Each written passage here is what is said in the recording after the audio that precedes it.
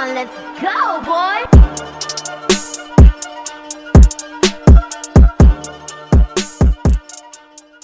Hey guys, it's CJ here from Three Black Geeks Podcast, and I'm here with Joshua Williamson and David Sampere. Hope I'm saying that right. Daniel Sampere. Daniel Sampere. Yeah. My bad. Sorry. No problem. My bad. I guess starting with you, Joshua. Yeah, what's up? DC is always very synonymous with crisis events. We've seen it over the years, varying degrees of crisis events. And, you know, some readers, they enjoy it, and other readers, they get kind of like, oh, DC's doing another crisis event yet again. For you, it's kind of a twofold question. Sure. What was your approach going into Dark Crisis that kind of put your stamp on it? And how are you able to kind of, I guess, maybe change people's minds in terms of their mentality on these type of events? Well, you know, it's rough because I do feel like the idea of a crisis it's part of like the DNA of DC, you know. I mean, even before Crisis on Infinite Earths, they would do crisis stories, you know, like that was something that was part of it. It was like a piece of just their overall, you know, like mythology they were building, right? It's like leading into Crisis on Infinite Earths and post, like we've had different crisis events. And for me, going into this one, I really was just looking at like, how do I go at this with a different point of view? And the trick to that was by doing it with characters that had not been involved in a crisis event of this level, right? Like that was what I sort of came at it from that point of view of like, okay, well, if how do I approach this and tell a story in the DCU that I haven't seen before, right? And it was like, then I use characters that haven't been in a crisis event before. That was sort of where I was able to kind of find my focal point, was with that, like using John, using Yara. I think, you know, then you start bringing in characters like Wally and Hal who've gone through this before, right? So it was really just a matter of just finding some different perspectives and then trying to just play around with those ideas. Okay, cool. Daniel, when you were approaching, I guess, the artwork for this, what was your approach, I guess, to kind of give a very distinct visual style to these books compared to, say, other books you might have been on or just any other book? I didn't try to think to change my style a lot from one book to another. My style is always more kind of the same, but I try to add what the series I am demands, you know, using always my vision, my style, but trying to add this just a little bit more. So what this particular story needs. So when I focused on start this project, I was thinking a lot about it and reading the old stuff and getting references, and I had clear in my mind that I wanted to keep doing my style, but trying it to mix with visual bits of the past from the previous crises, previous events done by artists before me. And I wanted to use those imagery of DC, like the multiverse, stuff like that, and mix it with my own style to pay like a tribute to the past, to make readers of a crisis the feeling of an actual crisis, and then mix it with my own vision and trying to add a little bit more and something new to keep like passing the ball, you know. So I received like an I don't know how to say in English, heritage. Yes. Heritage or something like it's previously done in the past. I received it, and I add a little bit more of my own, and I'm gonna pass the ball to the next. You know, I feel it this way. Yeah, you did so much research beforehand when we both were doing it. Like you were going in and looking at like all the different crises and looking at, you know, sort of the big events and stuff and trying to see what got you excited, you know, from those events and start feeding it in. To go back to your other question really quickly, the thing you said about trying to convince other people that might be skeptical of a crisis. Those are always tough questions because you can't really approach it like that as a creator. You kind of have to just do your best, tell your story. Like, you know, the only way you're ever going to convince somebody of anything, like to convince their head and their heart of the story you're telling, is to be to just tell the story and make sure that you are putting yourself into that story. That's the most you can do. Like the most I can do is try to put my own heart and soul into the book and hope that people see that. And I think for people who are maybe skeptical of a crisis, I guess the thing I would ask them, you know, again, you can't really like, because of the range of different responses people have to crisis are all of us, right? Like some people are pumped and some people are skeptical, right? So you can't aim toward the skeptical and then ignore the pumped, you know. You have to sort of, you got to put your heart into it. But the thing I would say to them is like, you know, if you love DC, like if you know a crisis, that means you love DC, right? Like, you know, that means that if you're kind of skeptical of it, that means that you've lived it too, right? And I want to be like, yo, so have I. I've also lived it.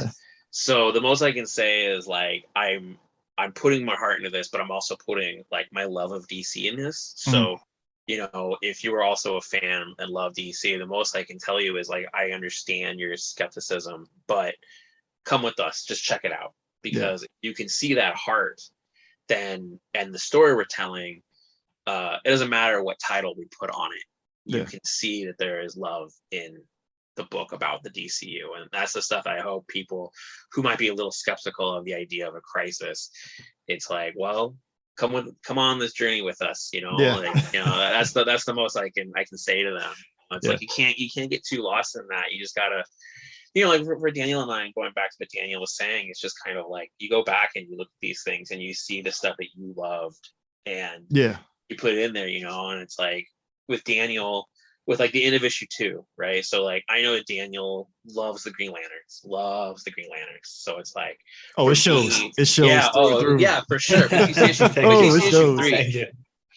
But you see issue 3, like, but being able to be like, all right, like I know Daniel loves the Green Lanterns and I love the Green Lanterns, and I know that Daniel's gonna knock us out of the park. So it's like, all right, let's give Daniel this stuff and let Daniel run with it. And it's like, you know, like he loves the end of issue 2. One of my favorite scenes in the book is the end of issue 3, you know. And it's like when I look at the end of issue 3, which obviously hasn't come out yet, you haven't seen yet, but it's like the end of issue 3 was something I got really pumped about, you know, when I was working on it, and then I saw what Daniel did. Daniel just like nails it, you know. So for me, it's about like, you know, it's tough when you're a creator. You have to find ways to separate out your fan brain and then your professional brain. Like you have to find some level of it there. But on a book like this, there's times where it's just like, yo, I love it, you love it, let's just celebrate it. Like, you know, let me be a fan for this page, you know. And I think sometimes that's the stuff we do, is we go and we try to find those moments. And it can be hard sometimes, you know. Like I love the Titans and having to like put the Titans through hell sometimes, which also feels like a DC tradition. Titans have to go through some sort of adversity, and it's like, all right, throw them in the ringer, see what happens. I feel like it's also built into the DNA of it, and it's rough sometimes, but you know, I think with the story, being able to do the stuff that we're doing and to show that early, not later, you know, let's just put some things on the table that we can then do some really fun like fan moments throughout it. So there's a point in the book where there's this splash shot of like Pariah. Did y'all have, like, in terms of how y'all set the way it looks up, did y'all have was that the particular look that y'all were going for in terms of how everything is supposed to like be with, you know, because knowing that we know the Pariah is more or less involved in this heavily, was that the vision of what y'all wanted that actual page to look like, or did y'all have like different rough drafts of it? You're talking about for the end of issue 1, or you're talking about end of issue 1? Yes. I don't think you had a lot of drafts on that. I think that we just kind of knew it was from early on, and we talked about the design of the costume, and I think we just talked about making sure it felt like this epic ending with Pariah that also sort of signaled certain things to the reader. Like those were our goals, but also the reveal. I mean, to us, the reveal, and we kind of, it's so hard to like keep stuff secret now in comics, and it's so hard to keep these reveals secret, but the reveal of that last page was really supposed to be that he was wearing the anti-monitor's armor. That was big. Like that was the real like thing of it that we were trying to go for. So I think we wanted to make sure it was clear that he was wearing that armor. That was the piece of that trying to like visually signal. In that particular page, the idea was super easy. It was like Paria in the anti-monitor armor. It's super cool. Doesn't need anything extra. Just put him there with a villain face, and it will work. It's cool enough by itself. Yeah. Yeah. So for Sure. Daniel, like, like Joshua mentioned, like the moment with, the Green Lanterns, like, is like for you drawing the Green Lanterns, like how huge of that was that for you? I mean, because I mean, if I was in your position, I would lose my mind. Like, oh my god, I get to draw the Green Lanterns. Like, Oh this is yeah, insane. yeah. I did when I read the script. I knew that they were coming. We talked about it, but when I read the script, exactly how it goes, how it ends, what Hal says, it was like, dude, this is amazing. It was like when I'm working on this series, I'm a huge DC fan, and I'm working in this series is like with the feeling that this is everything and more I ever wanted. I'm drawing all my favorite characters in the coolest moments possible with all the feelings involved. It's like sometimes it's just still hard to believe, like, Yeah. oh, I'm really drawing all of this. And Yeah. I'm a huge Green Lantern fan. I'm a huge the run of Jeff Jones and Ivan Reis. I grew up with these comic books, and having the chance to draw that page and that ending was amazing. I just was worried, like I have to do this page well, you know and I must admit that when I read the PDF, the final PDF with the letterings and everything just wrapped up, when I read the last scene, I got chills, and that never happens to me before in any comic book I've been working on. Cool. So Joshua, going into, Dark Crisis 2 and even 3, without spoiling much of anything, I've been digging Deathstroke kind of being front and center of this so far. Definitely digging that. So is there kind of like a through line of how you portray Deathstroke in this that still keeps with what we've read before in previous books in a way? Yeah, because I feel like, I went back and I read like a lot of I mean, I've read a lot of the Titan stuff with him, and I've read a lot of books with Deathstroke over the years. And when I started talking to DC about doing Deathstroke Inc., I went back and I read a lot of Deathstroke stuff, and I was a big fan of Christopher Priest's Deathstroke run, and I felt the ending was really interesting, where it was like he was given this, he had a moment with his family, and he still rejects it, he still walks away from it. And I think the idea of him feeling, you could debate what his feelings were on why he left at the end, and I wanted to play with what was going on with him mentally. Like, why is it that he goes through this whole thing, he finally has an opportunity to have his family, and he walks away, and like, not only was that due to him, but what did that do to someone like Ravager? What did that do to Joseph? Like, I wanted to, particularly Ravager, like, she's the one that calls it out in Deathstroke, and she calls it out during Shadow War. I wanted to explore those things, and so I went back and I looked at how Deathstroke reacted to the death of Grant. Like, that was really the thing I went back and looked at a lot. Like, when Grant originally died, how Deathstroke reacted, and how there was this, I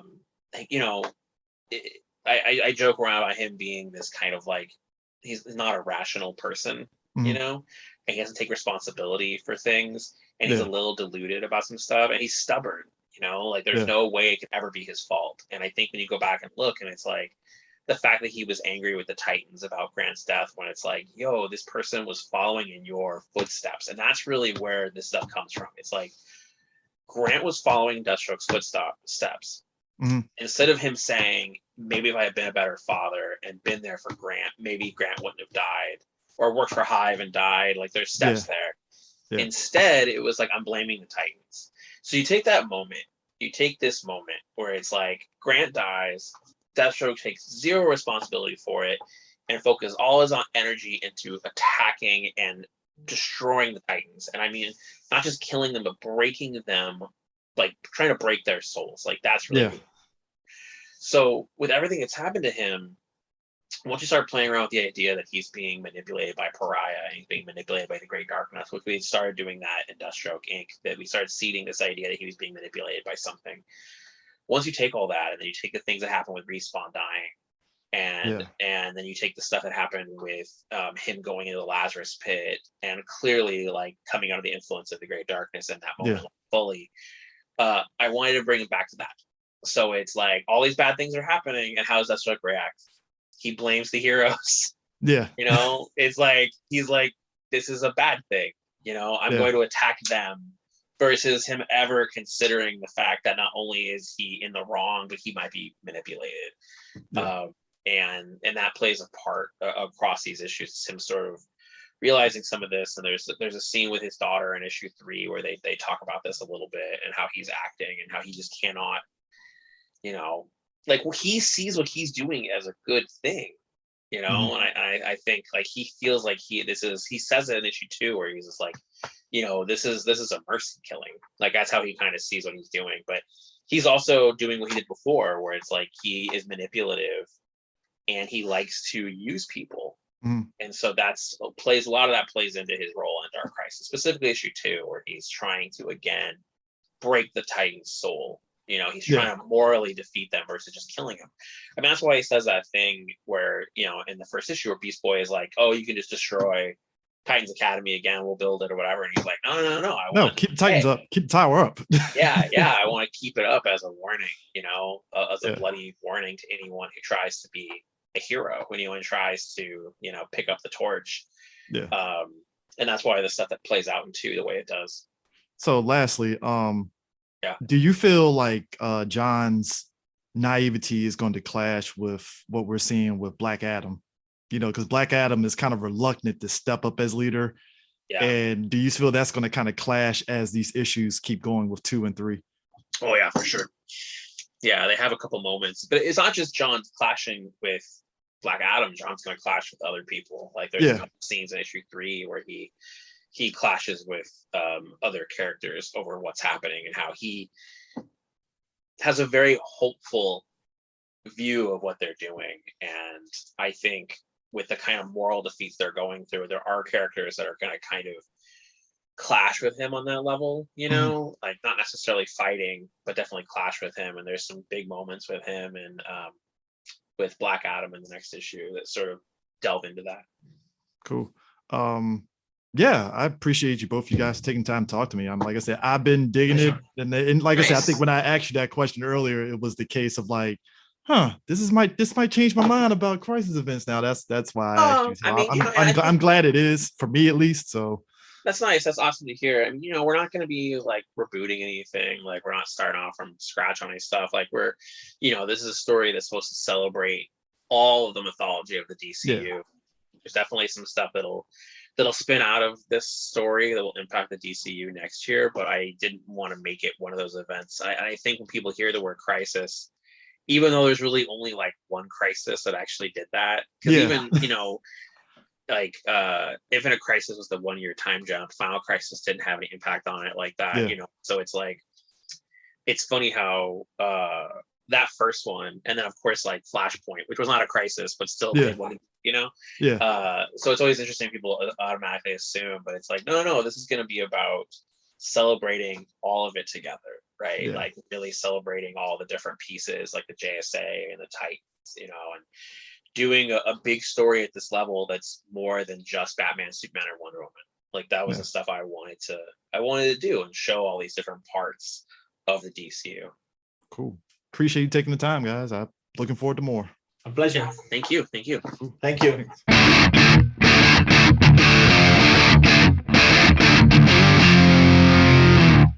What is going on, folks? We're here for Comic Book Corner, kind of a prelude for San Diego next week. Prime is back. Just want to say thank you for recovering, sir.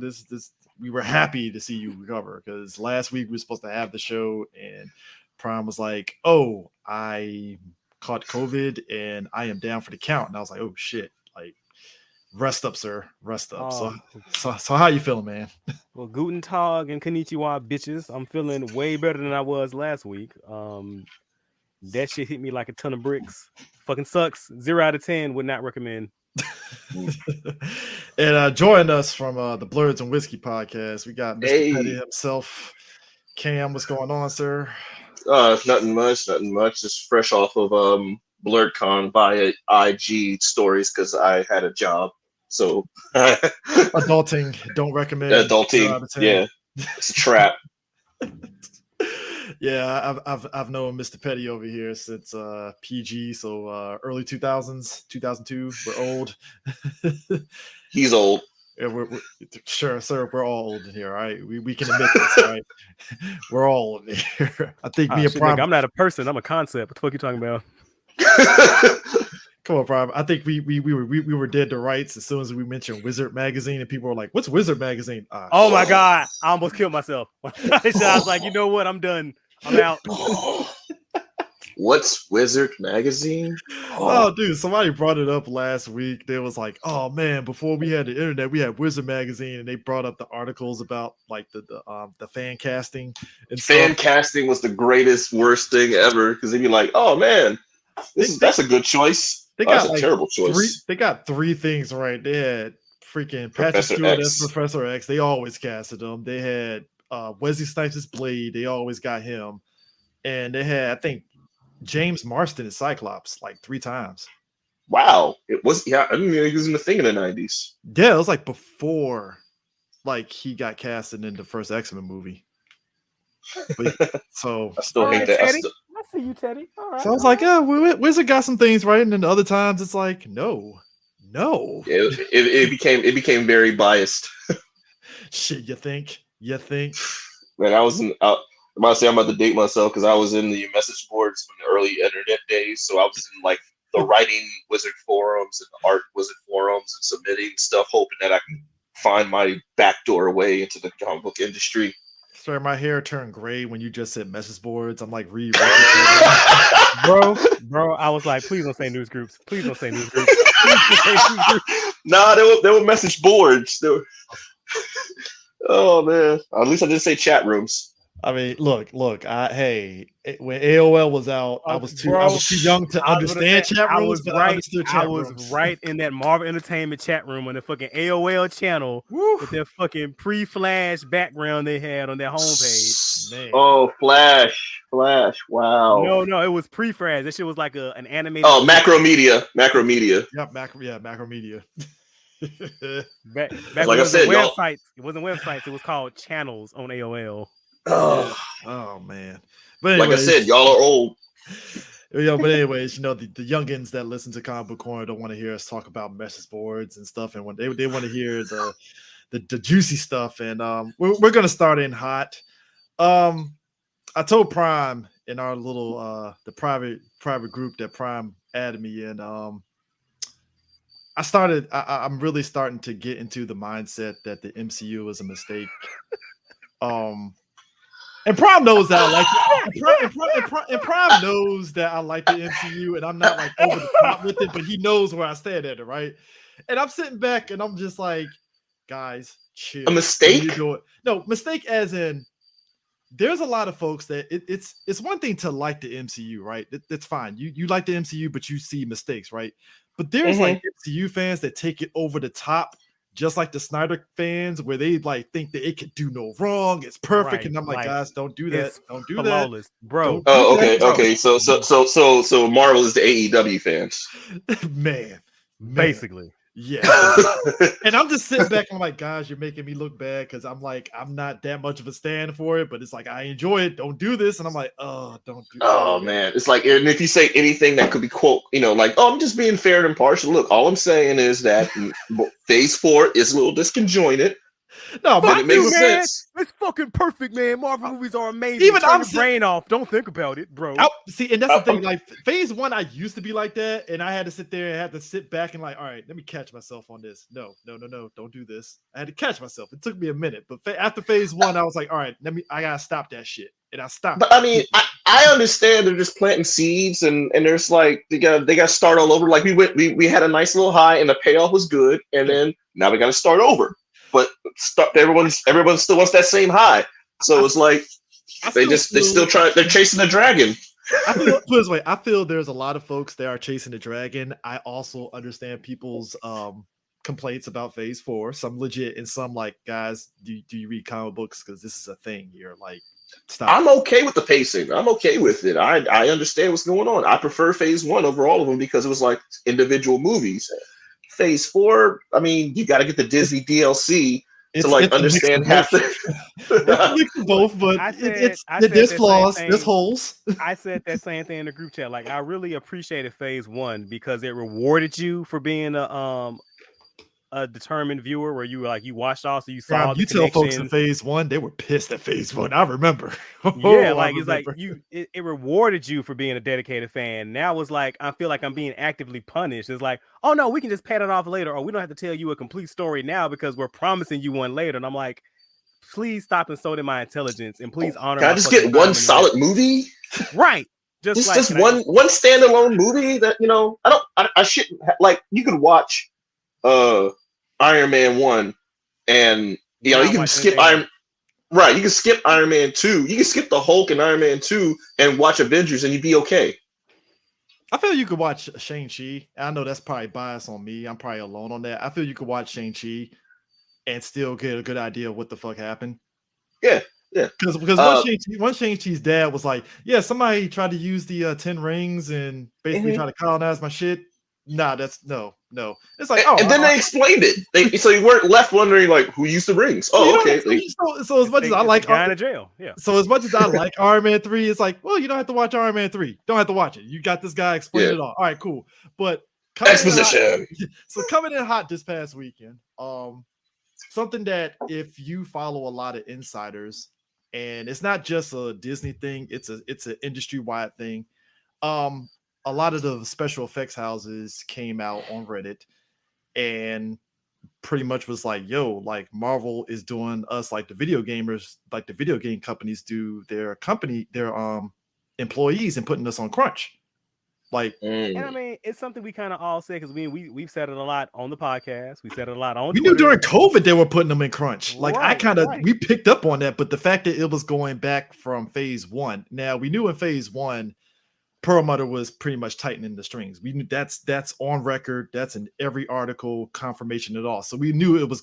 So the guy on Reddit confirmed, oh, this has been going back since Phase 1, and it's slowly improved, and then it went backwards once it got to the new guy. So it's an industry-wide thing, but they went hard in the paint. Like, bruh, they've been putting us on crunch. They've been telling us to get these things done at this time and that time, and you see how it's affecting the product. And we saw with Thor: Love and Thunder, we're seeing it. We saw a little bit with not Miss Marvel, because Miss Marvel's fine, but I think Doctor Strange 2 in certain instances. It's basically these employees have been putting in crunch, like, hey, we need you to edit this, we need you to do that, and then the product is suffering mainly, like, and even with She-Hulk, we're seeing that. We saw that. So do you think it's a crunch, or do you think it's like, all right? So I think they worked themselves wrestling term. They worked themselves into a shoot because like they have a specific timeline. These things need to come out, and they can't do any delays. So they can't get that extra month to wait for the release. They can't get that extra like week and a half because they got two shows in between these movies that they got to do. So and like I said, Phase 4 is indication of when something is wrong with the machine. All of a sudden, like all the other parts, like you could tell that some parts were supposed to flow better when they were released. Widow was supposed to bin out. Yeah, Widow was supposed to be before Falcon the Winter Soldier, and they had to like Spider-Man. Yeah, right. Yep. They had to readjust everything because America Chavez was supposed to pop up in Spider-Man to be the reason why we got the other two Spider-Man in it.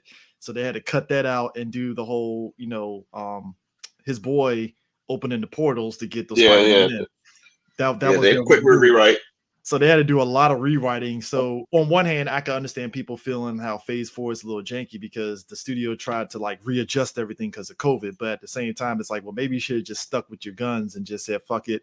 We're still going to go with our original slot. It is what it is. Deal with it. They still had to film this stuff too during COVID. And that was kind of the workaround where they had to figure things out because a lot of movies were delayed because of people weren't, like how many movies, had the actor going off because like someone didn't follow COVID protocol. And they had to push some stuff back because now there's a possible like contamination or infection or whatever. So they got to like do a 2-week quarantine, which pushes all the which pushes things back. So like Tom Cruise kirked out on that crew for the latest Mission Impossible and stuff. But the thing of it is, the reason why a lot of these special effects houses were also pissed because it's like, yo, you're gonna have us working in crunch and you're not paying us what we should be paid. That at the core of all this, that's what it is. Pay them right there. Pay those people their fucking money. If you pay them the money, it like if you told me, all right, we need you to crunch, but I'll pay you like triple of what I normally pay you, they'd probably be like, all right, fuck it, I'll do it. But god damn it, like. You know, and that's really what it is. It's just pay the people the money. If you're gonna have them do this, pay them. You have to. You have to pay them because it's if you're gonna run down that schedule of all right, we're putting out X amount of movies, you got to do that. And it's the same for DC and WB. It's not just them. And even in the recent Jurassic World movie, there's some special effects a little janky on that too. But you know, and it's really people. I can't even imagine if the special effects people went on strike like the writers did. They really need to. They need to do both. That's what I feel. They need to do both. No, if they go on strike, man, that's the end of movies. Oh no! If I know how America is, and we've seen on the animation side, they'll take their services overseas.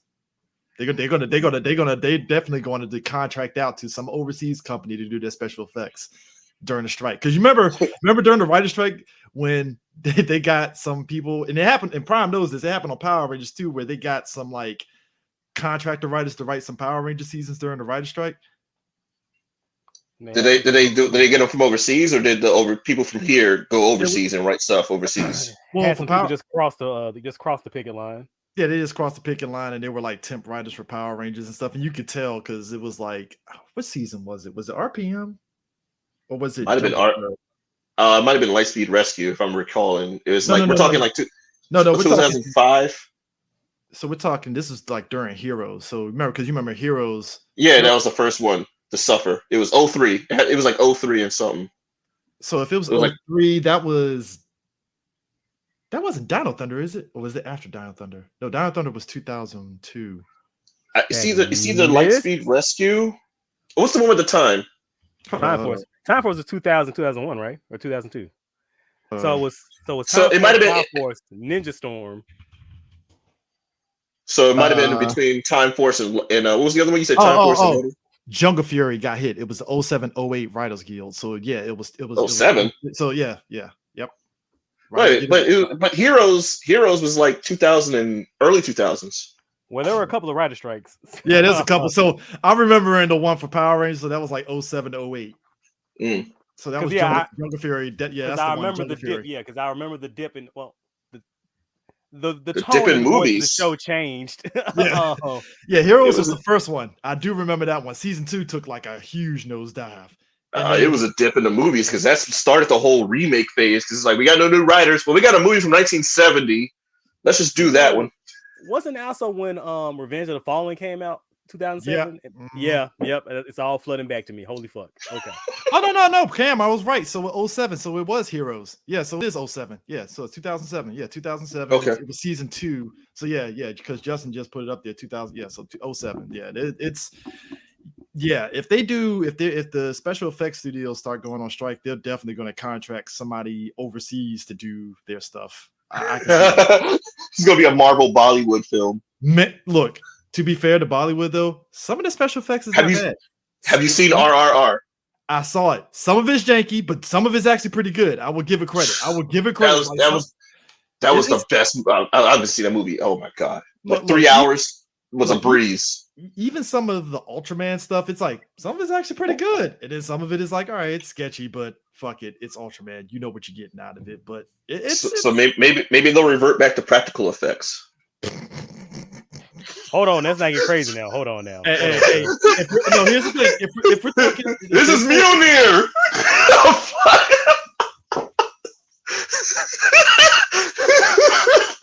We don't know what the costume looks like yet, so we got to make sure we have the green cap mocap so we can change it in a moment's notice. So hold on. Hey, look. You know what? I would say for Doctor Strange though, I that is kind of because the fact that they actually be practical effects. I'm Cyclops.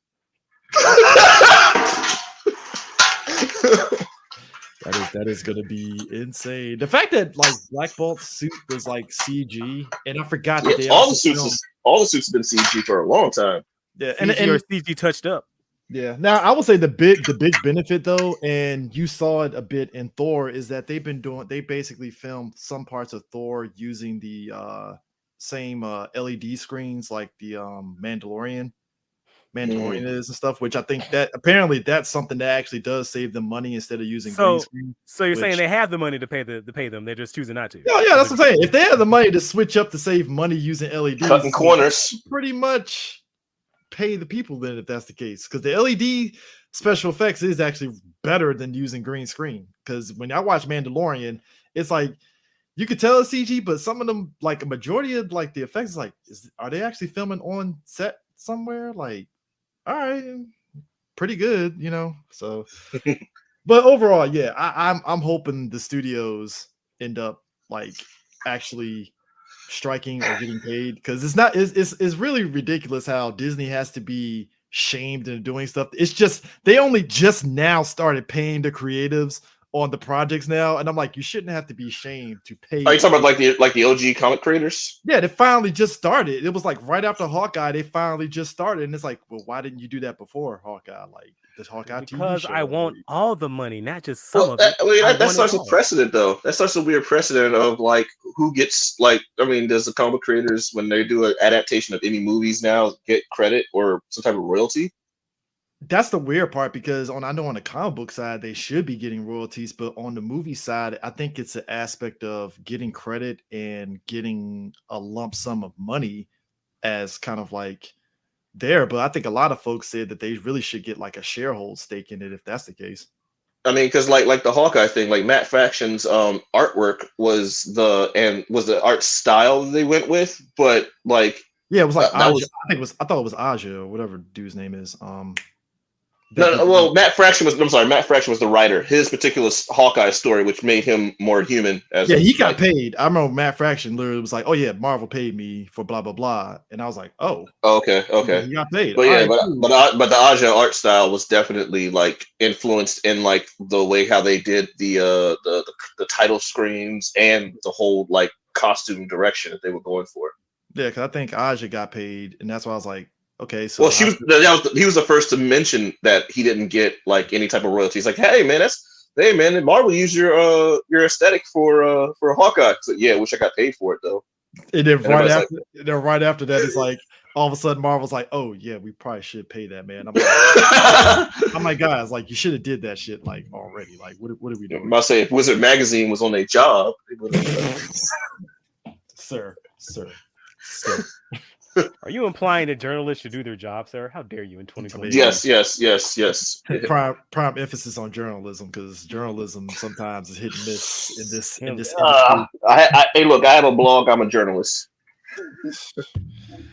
I mean, look, if we wanted to, we could be the freaking clickbait of podcasts, and while that's easy money, I don't want to do that. That's too much work.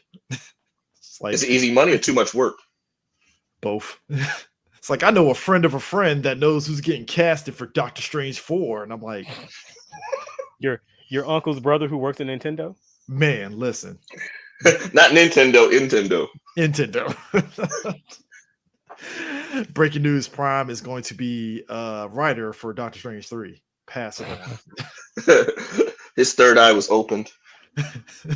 I have seen the many things. I know what's gonna happen. It's gonna be insane.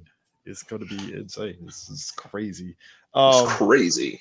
Yeah, Marvel Studios apparently is going to be at San Diego, and on top of that, which I'm not surprised, apparently I think supposedly they're not going to really go nuts and stuff because D23 is happening, which I'm not shocked. But the bigger news is that apparently like WB and DC is scaling down their presence there, which I'm a bit disappointed now, because I get it because of Discovery, but I'm a bit disappointed because apparently that bled over to the comic side, because DC Comics ain't gonna have that bitchin' big ass booth like they used to. I'm like, oh. Are they doing Fandom this year? Yeah, they're doing Fandom this year. Okay. So that's probably why too. Yeah. They're saving all the hype for them. Which I mean, I think a lot of us knew. Like, I mean, I've talked at length on our video game podcast. Me and Eris. We talked at length of how like E3 is pretty much dead once these companies figured out like, yo, we can just do this shit on our own. We don't really need E3 anymore. E3 was like, shit, what are we gonna do now? And I'm like, Let's X-Play again. Man, Quick, grab re-release. the booth babes. Grab the booth babes and the swag bags. at least Comic-Con is like, all right, cool. Marvel's gonna have a presence, but at least we have something to fall back on, to at the very least, get people coming, which is fine. But E3 is like, Yeah, E3 is just dead in the water. It's between E3 and what's the fighting one? Evo. Evo. Well, Evo's still going. They're still going. They got their happening this year and stuff. So After they cleared house. man, Mr. Wizard got bopped. They were like, all right, Sony has a stakehold in our stuff, and we're gonna keep going. I'm like, Well, what's this? It's a shovel. We gotta start cleaning out some closets. I'm sorry, Mama. hey, look, if something comes out about San Diego and their upper management doing some fuck shit, it's like, oh, I guess SDCC got a clean house now. It's like, Man. Oof. But yeah, I can't imagine. I can't. No one stays good in this world. man, I can't imagine San Diego Comic Con's like closet with their like, yo, man, what they did to that She-Hulk, man, that's just not right. woo. I mean, but the fact that like Discovery, WB Discovery, that merger kind of like killed the presence. Like on one hand, they're ditching the whole CW display thing, which I'm not shocked because I'm guessing. Look, CW. I threatened Prime with a Naomi watch, but Naomi is dead now, and I'm like, so is there a point of us even doing a live watch anymore, Prime, or are we just gonna be watching it just for shits and giggles and laughs? I'm gonna say like the culture's been demanding it.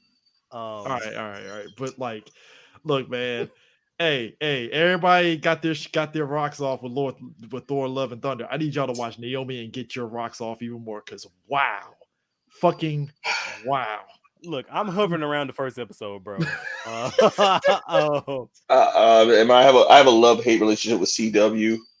It's like Superman and Lois is keeping the lights on apparently on the Arrowverse side.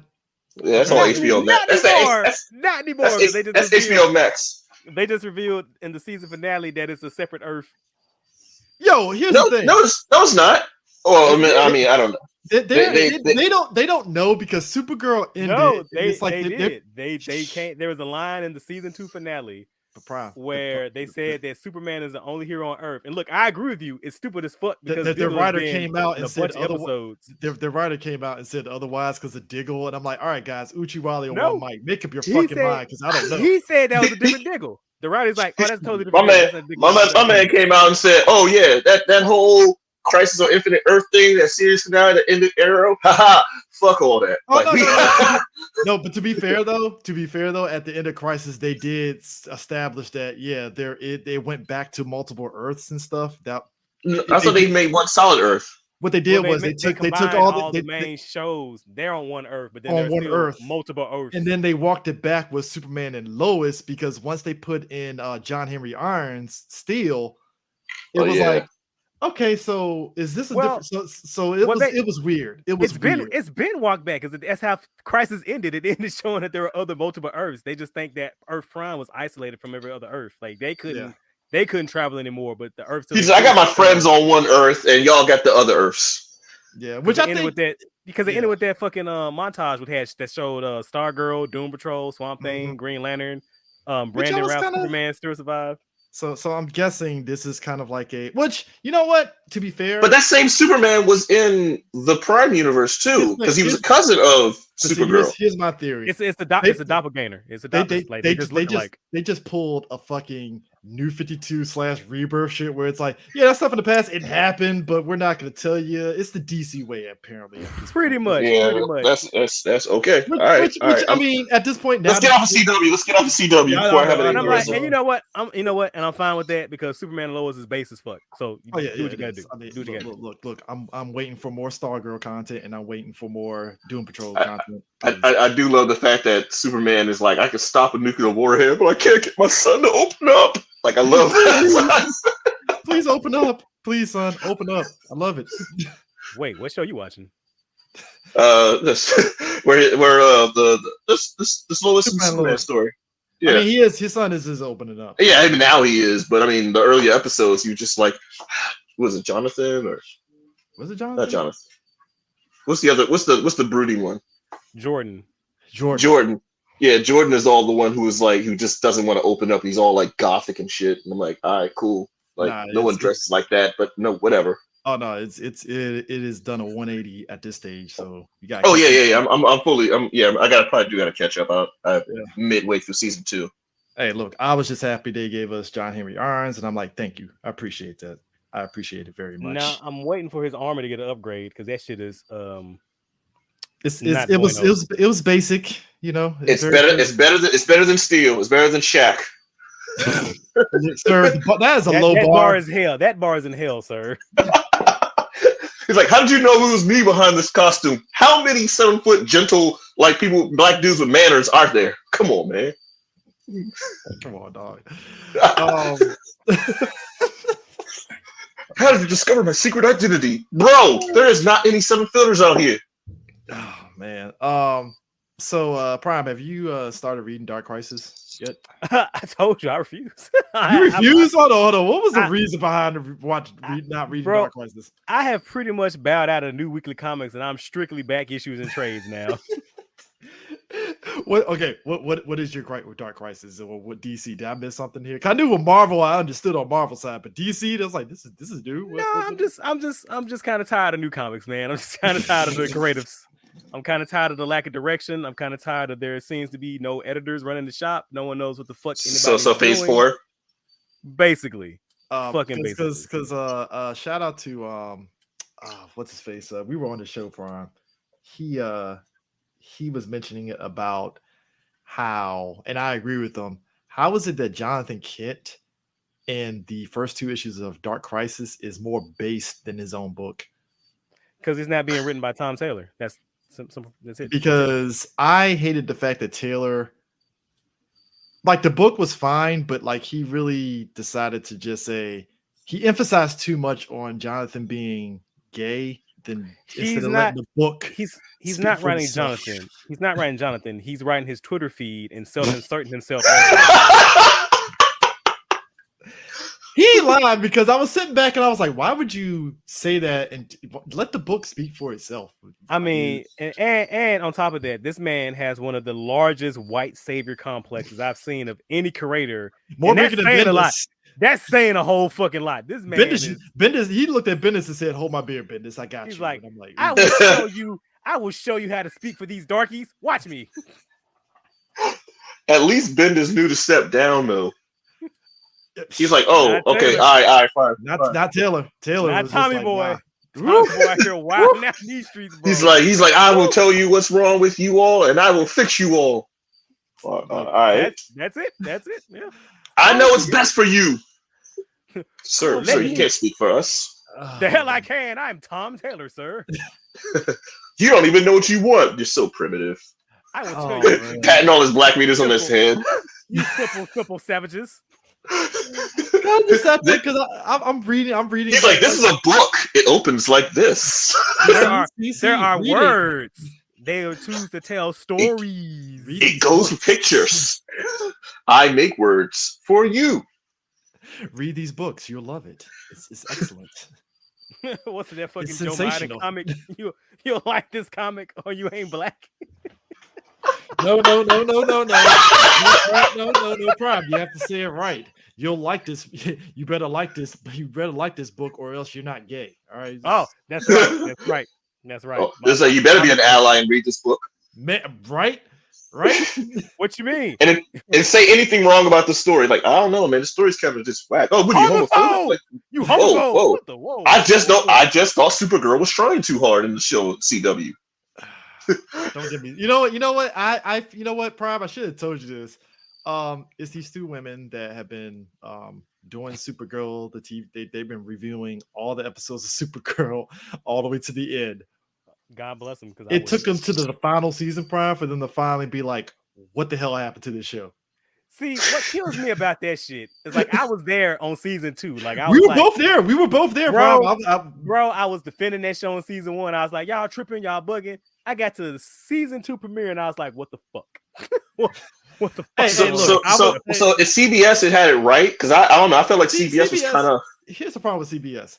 I felt CBS wanted to be into the superhero business, and I felt they kind of gave up on it, and I felt some way about that. So it's like I was cool with season 2 of Supergirl. Season 3 where I was like, okay, what do we see? What's going on here? My thing about the CBS season is that it's like CJ say, like they just wanted to be in the superhero thing because it was big. And so a lot of the issues with the show was just like the freshman growing pains of a TV show, you know, having to go through, find his voice, figure out what to do.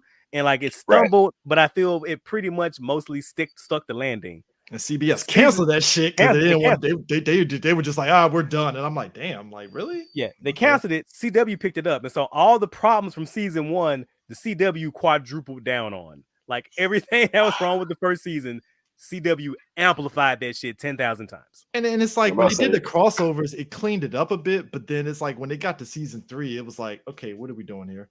And see, what also got me is that in season 1, Kara was the narrative driving force of the show. Her decisions, her actions, her choices, like she had agency in her narrative. By season 3, she was just a fucking passenger for her best friend's power hour, where she just showed up to solve problems. And I'm like, what happened to Kara from season 1? Kara and her amazing friends. Pretty much. And you can call her amazing diverse friends. Yeah, her amazing ethnic and sexually diverse friends, sir. Hey, I'm fine. I'm fine with all that, but like Prime said, it's like it turned into so it's not about Kara anymore. So not at all. Not at all. That. And then the show also had this really weird problem where it would tease major status quo shakeups. Like someone pointed out to me the episode where Kara had that panic attack and she flew out of that elevator in Catco, and it's like that's it. That's the game. Like she just exposed her identity, but like. Nothing happened. No consequences. Consequences. They didn't mention. Not a single. Not like, hey, what happened to this elevator that we have security cameras with? Like, no, nothing. Like, say what you will about Black. Cat Grant saw it and she probably deleted it, and that's that. They could have used that they couldn't even do that for us. Like, come on, dog. I just rewrote it and made it better. Oh yeah, Cat Grant saw it. She knew Kara. She knew Supergirl, so she said, "I'll erase this," and then confronted Kara about it. Boom. I mean, say what you will about Black Lightning, but at least Black Lightning still kept the focus on Jefferson. Right. It was. I will say a lot about Black Lightning because that show was written by white people who thought what black people wanted to say from 2009 Tumblr, Reddit posters, whatever. Like but at least that it show was consistent, and it knew what it wanted to say, and it had something. I didn't agree with everything it wanted to say, but at least it knew what it was trying to do. It's like it had a fucking voice. Yeah. Me and my friend had a drinking game with Black Lightning. You take a shot for every time they say the word streets. I took a shot. Take a shot. What you say, bro? every time it race baited, take one shot. I'm about to say, and you know the white writers had a field day when they were writing for Tobias Whale. Tobias. Look. I feel Tobias was written by a black person that said, "Fuck it, we're gonna say the N word. We're gonna go all in on this shit. Negro, boy." He was way more colorful with that. He was all like, "That's what I hate about you, watermelon fried chicken sucking Negroes." Hey, what? I fucking love Tobias. That dude was the guy. He was very inventive. I still want him and Vincent D'Onofrio Kingpin to have a conversation. When I was a boy. Fucking hilarious. I want him and Uncle Ruckus to have a conversation. Man. The streets demanded. The streets demanded. He's all like, I got Digger Largo. I got Reed Digger Largo, but you one of the good ones. Like it's but Dark Crisis, it's been interesting so far. It's spawning off of the Death of Justice League. I'm putting emphasis on death because air quotes, Justice League dies. But Dick Grayson is Dick Grayson. He beat the shit out of fucking Slade and co. And I'm like, all right, that's cool. But are y'all gonna kill Dick Grayson again? What are you gonna do to Dick this time around to have us pissed off at Dick Grayson fans? So just straight up, just honestly, should I be reading this? Would this get me back? Would this pull me? I would say yes, but if you're still waiting, so yes to the first question. I don't know about the second one, but definitely yes. You should read it. I personally, I would say wait for the trade just to see how you would like it overall. Because I think week to week you're gonna kind of be like, all right, DC, where you going? Because I'm intrigued only because I like how they're writing Jonathan and where they're going with Dick. But I'm kind of like, okay, where's this going? Like, now you know me, like I love me a good DC Crisis. I say as I'm looking directly at an Anti-Monitor action figure on my desk. Anti-Monitor look like he's going to be figuring into it, or should I say, what's his face? I keep forgetting his name. He was in the fucking last Crisis event on CW. What's his face? The Anti-Monitor? No. The other dude. Monitor? Spectre? No. What's it? I'm about to say Metron. Psycho. The one that was the Harrison Wells, and he opened the door, and then boom. Oh no, he was Pariah. Yeah, Pariah. Pariah is like figuring into this Dark Crisis book in a way. So I'm like, well, yeah, because his whole shtick is that he remembers each continuity change. Mm-hmm. It's like Psychopie remembers each continuity change, and Pariah, his thing is that he's a pariah. He has to witness the depths of multiverses. Yeah, so Pariah pretty much has. So wait, that makes no sense. If his name is Pariah because he has to witness the death, wouldn't his name better be fitted as witness than Pariah? No, well, because he's an outcast. He's forever the outsider. He has to witness and can never, Okay, yeah. I mean, okay. Yeah. So yeah, because he's pretty much Mobius. That's who he is. It's Mobius. Mobius is figuring the book because he's new guy Mobius. Yeah, new guy Mobius. He's basically controlling Slade. The fuck? And, so is he just as kickackling all over the book? It's only 2 episodes in, so I'm kind of like, all right, let's see where this goes. I'm curious. Hey, look. I'll scoop up the second issue and I'll see how I feel about that. All right. And Christopher Priest has been writing Black Adam because synergy, because the new Black Adam movie is coming out, and it's a miniseries. He's not like on the Burke proper, but he's on the miniseries. And so here's my thing about that, because I did see that, and for all intents and purposes, spoiler alert. It looks like they're setting up Black Adam's replacement. And I love Christopher Priest. I love his Deathstroke work, and I was hoping that he would bring some of that same energy to Black Deathstroke to the bastard character. But I feel like because The Rock is playing Black Adam, like the classic Black Adam is long gone now, y'all. We are never going to see. Oh yeah. I mean, that's he is. Rest in peace, Tets Atom. You are based as fuck, and we hardly knew ye. This is their synergy time that DC does, and I'm like, oh boy, here we go. It's the Robert Downey Jr. treatment. Yeah, we about to get. He's not really a bad guy. He's Black anti-hero, Adam, which I'm like, he's a bad guy with a good reason. He's always been an anti-hero, like. No, he's still an asshole. You know what I mean? Like he still had that stink. Nah, he's a superpower Punisher, but like before a better reason, I guess. Remember the JSA Jeff Johns runs where he was on the team, and like the conflict that naturally brought, and how fucking good that was. Anybody? It's just me. Apparently the movie might try to do that, but I'm not for sure on that. I don't have hope. I'm not. We'll see. I will wait for that movie to show up on HBO Max. I'm not going to the theater for that. Gotta wait like what? Was it 40 days before it pops up? 2 weeks. I don't know. I mean, 16 hours. I mean, look. I was interested. I'm still gonna watch the Black Adam movie, but I thought it was kind of funny. It's like, so why are we doing the Iron Man thing where he's flying between 2 jets again? Like, you didn't have to do that. Like, just give us JSA Black Adam. And so, how bad do you think The Rock's gonna do for Black Adam? He'll be fine. He's going to be The Rock playing Black Adam. I mean, pretty much. Like, are we getting Fast and Furious The Rock? Are we getting? Are we getting Hobbs? Are we getting? We're gonna get Hercules The Rock. That's what I'm seeing. Or Scorpion King The Rock. Now, in the perfect world, I would love the Rundown Rock or The Rock from what was that movie where he was that dude? Faster. Oh no, I know what you're talking about. But I think the Faster Rock would be the better one. Where he was just hunting down vengeance and just no words and shooting people. right? Or that one too. That's also a good choice. So either one of those rocks, I would be comfortable with that. I mean, they should look. They tease Aldous Hodge's Hawkman fighting Black Adam, and I'm like, I hope I'm not disappointed.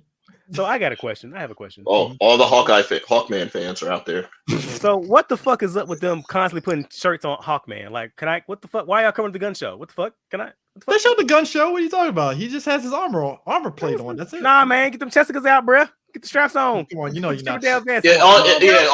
Hawkman's armor is pretty much like a weird like X cross with a symbol, like the whole like what's that dude? Jimmy the Dragon, the guy from wrestling. Ricky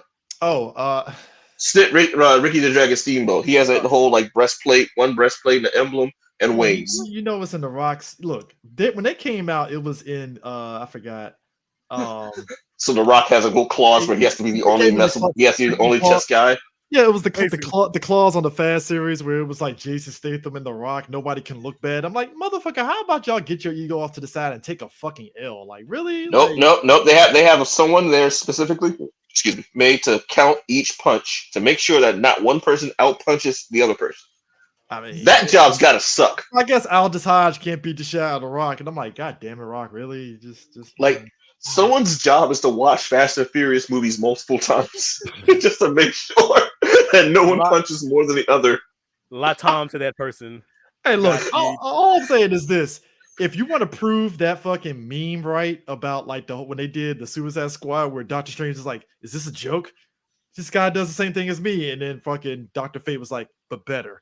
If they don't look, if Dr. Fate ain't representing in Black Adam, I'm gonna be a little bit disappointed. I was gonna say if Dr. Fate ain't Dr. Fate it up, I'm gonna be mad as fuck. You got Pierce Brosnan. Don't fuck this up. Come on. I'm gonna fucking ride. Like if he ain't look, if Naboo ain't hitting, something we got problems. If you don't give me that helmet talking to him, I'm gonna be like, yo, come on. Like, yeah, I don't know. I feel like he's gonna be quippy. I feel like he's gonna do like the whole like it's gonna be more like Doctor Who than Dr. Fate. He's just gonna be like a guy in a British and quippy. So you mean like Loki was Doctor Who more than Doctor Who? Yeah, he was. Hold on, Cam. Prime is the resident Doctor Who guy, and he is livid at where Doctor Who is at, and he was very the Larry David conundrum of when he's like kind of like when he saw Loki, like I hate Loki, but the fact that it's doing better than Doctor Who is like, God damn it. God fucking damn it. Damn it. Not a compliment, man. That wasn't a compliment. No, but I keep telling I'll say, okay, as a resident Doctor Who person, I can also like attest to his sentiment, and especially when I saw Loki, I was like, that's why I like Loki. When someone said that, yeah, he's doing Doctor Who better than Doctor Who is. Dude, the fact that there's like 3 whole videos from Doctor Who fans about that where they're like, how the fuck is this doing a better Doctor Who than the current season? I'm like, damn, like that is. So officially, Loki is that makes him the 12th Doctor. Look. If we did a whole episode about fucking Doctor Who, I'm just gonna give the stage to Prime and just let him go on an hour rant about Doctor Who and just be like, damn. That's a damn shame. So do you count the American version of Doctor Who, or does this count as a new American version of Doctor Who? Like I love throwing that one at Doctor Who fans because it just be like, it doesn't count. It was Fox. That's not canon. First of all, yes, it does, because Paul McGann is base as fuck. So whoever says Paul McGann isn't canon is not a Doctor Who fan. They can go fuck themselves. Paul McGann is based. Straight. Based as fuck. That's true. That's true. Right, I mean, I've heard through the grapevines. You're right. You're right about that. Go. I got a story recommendation. Go online right now. It should be on Spotify on Doctor Who feed, and listen to this little story called "The Chimes of Midnight." Then come holler at your boy. All right. I stand corrected. I'm a chill. I ain't trying to get all Doctor Who fans all riled up. Y'all come at me with your Argyle scarves and trench coats and stuff coming at me with your magic wands.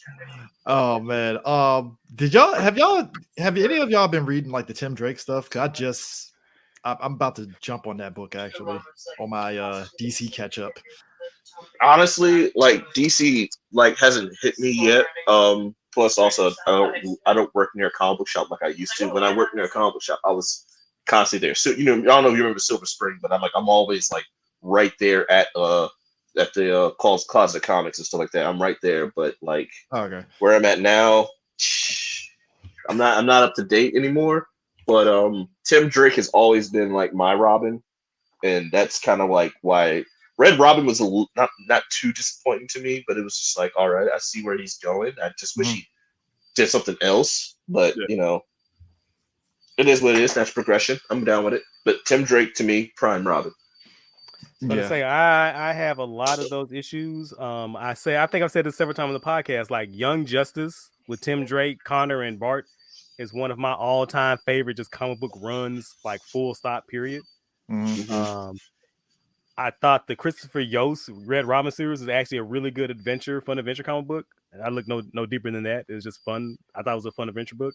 So like Tim Drake is one of my favorite characters, and I think a recent issue with Tim is that I think DC themselves doesn't know what to do with him after Damian came in and nepotism the role of Robin.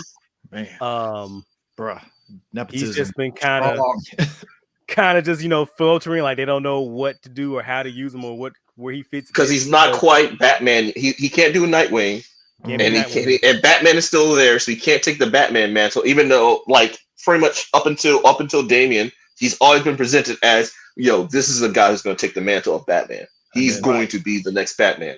But now Batman is still here because now it's like, okay, well, Batman's still here. He's got a new Robin. So what's he going to be? You going to bring a whole new superhero? You're going to take a new name like Nightwing or Red Hood? Yeah, I'll be Red Robin. And then he's right. Yeah, y'all heard that, right? Right. I'm like, all right. It's like he doesn't have a unique identity. It's not so like he can't have his Nightwing. He can't have his Red Hood. He has to be Red. I would have accepted Red Wing. Now he's back to just being Robin. I'm just like, that just seems like such a regression. He looks like Robin with a do-rag. Like that costume would just hurt my soul. But cosplaying Dr. Midnight. But I was on this other podcast where this guy was trying to like downplay Tim Drake, and I was like, all right, dude, you're gonna have to put some respect on Tim Drake's name because he is the quintessential Robin. Fuck Dick Grayson. Yeah. Because everything that everything that Robin has been since 1992 has always been a Tim Drake design or always been Tim Drake influence. Animated series, Teen Titans, Young Justice, all of it, Tim Drake. Yeah. I mean, it's and the thing, what's crazy too? So me and Prime talked about Tom King at length. I'm just gonna say it right now. I finally read the Batman Catwoman issue where they finally got fucking married, and I'm like, you pussyfooted around on this shit for how long, Prime? How long they been pussyfooting on this shit? No pun intended on that, but I'm about to say that pun was that. No, you intended that pun. You intended your pun. You say that pun with all your chest. He's been on that shit for how long? Before it's like 4 or 5 years at least, and I'm like, oh, they married, and at this, like I'm gonna be real, that whole side is it worse than a Jean Grey Cyclops tag along marriage? Like how long they strung that along? It is convoluted as fuck. It's Tom King is a conundrum to me where it's you want to talk about characters being written out of fucking character, bro. Yeah, I already know where you're about to go with that one. I'm like, bro, the whole Selena Bruce thing is just like, what is it? What is this? What are we reading now? I've said this before, and I say it again. Tom King, God bless you for your service, but I'm gonna need you to get some counseling. He started off strong, and it's just like, what? You need to get some help. You got some issues. You need to work out with your mother and your wife. Like if you hate women, just say that. Man. Guys, here's where I agree with Prime. Right, this is where it started. Adam Strange. At first, I thought Prime was like, because technically it really started with Mr. Miracle, but I let the book slide because I enjoyed it. Right, I started reading Adam Strange. After the first 2 issues, I closed issue 2, and I was like, God damn it, Prime was right. Mr. Miracle wasn't that bad. Yeah, no, I loved it. But like Adam Strange is when it was really he made me actually care about Mr. Miracle though. Oh, God, hold on, where my book? I'm gonna give you some recommendations. Hold on. Because it's like Adam Strange is where it's like, so Tom, did you go to therapy or not? Like, he fucking needs to go somewhere. Preferably out of my fucking face. Preferably. And so like, look, this motherfucker is so terrible. Like, I loved Omega Man and I loved Vision. But when I got to his fucking Batman run and when I got to fucking Mr. Miracle, that shit retroactively made me hate those 2 books. because he's a fucking one trick pony. He just come and does his sad sack man. Like Tom King does not write the characters. Tom King writes himself as the characters, and they're all confronting the same things about isn't being alive such a tedious thing? Isn't it so rough and hard? Fuck off, dog. Shit, no one wants to read this shit 24/7, man. Like, I go to comic books for escapism, for adventure, for fun, not for a bunch of motherfuckers to sit around their table and just feel sad and then be validated by their mommy wives. Oof. I'm gonna need you to never say that word again. I'm gonna need Tom Queen to stop writing them. It's the situation of Tom needs to just go ahead and it's kind of like what happened with Bendis at one point on Spider-Man, where it's like, all right, Bendis, you're gonna have to let somebody write Miles because you getting a little long on the tooth, because it's like Tom started off very strong on some books, and then it's like DC, much like they do a lot of writers, they'll ride that writer into the ground, and it's like, and then they don't check them. They like, okay, so do whatever, Tom. We love it. We're getting kudos, and it's like start thinking their shit don't stink. And so the problem is, a lot of these motherfuckers, they want to come in and they want to be Alan Moore, and no one wants to be Stan Lee. That's the issue. That's the problem. That's a good analogy. I like that. I'm writing that one down, and I'm not crediting you. That's all right. Twitter knows who I am. I'm just gonna be honest with that one. Like, I'm gonna say that randomly one time, and it'll be like, yeah, that's me. Yeah. So yeah, that's just, oh man. Speaking of which, another big thing that happened on the Marvel Comics side is what if Miles Morales? So sorry. Hold up. If we're gonna do this, hold up. Can I drink on the live on show? Because I'm about to start now. Because that's Go for it, Brian. Go for it. First question: where the fuck are your editors?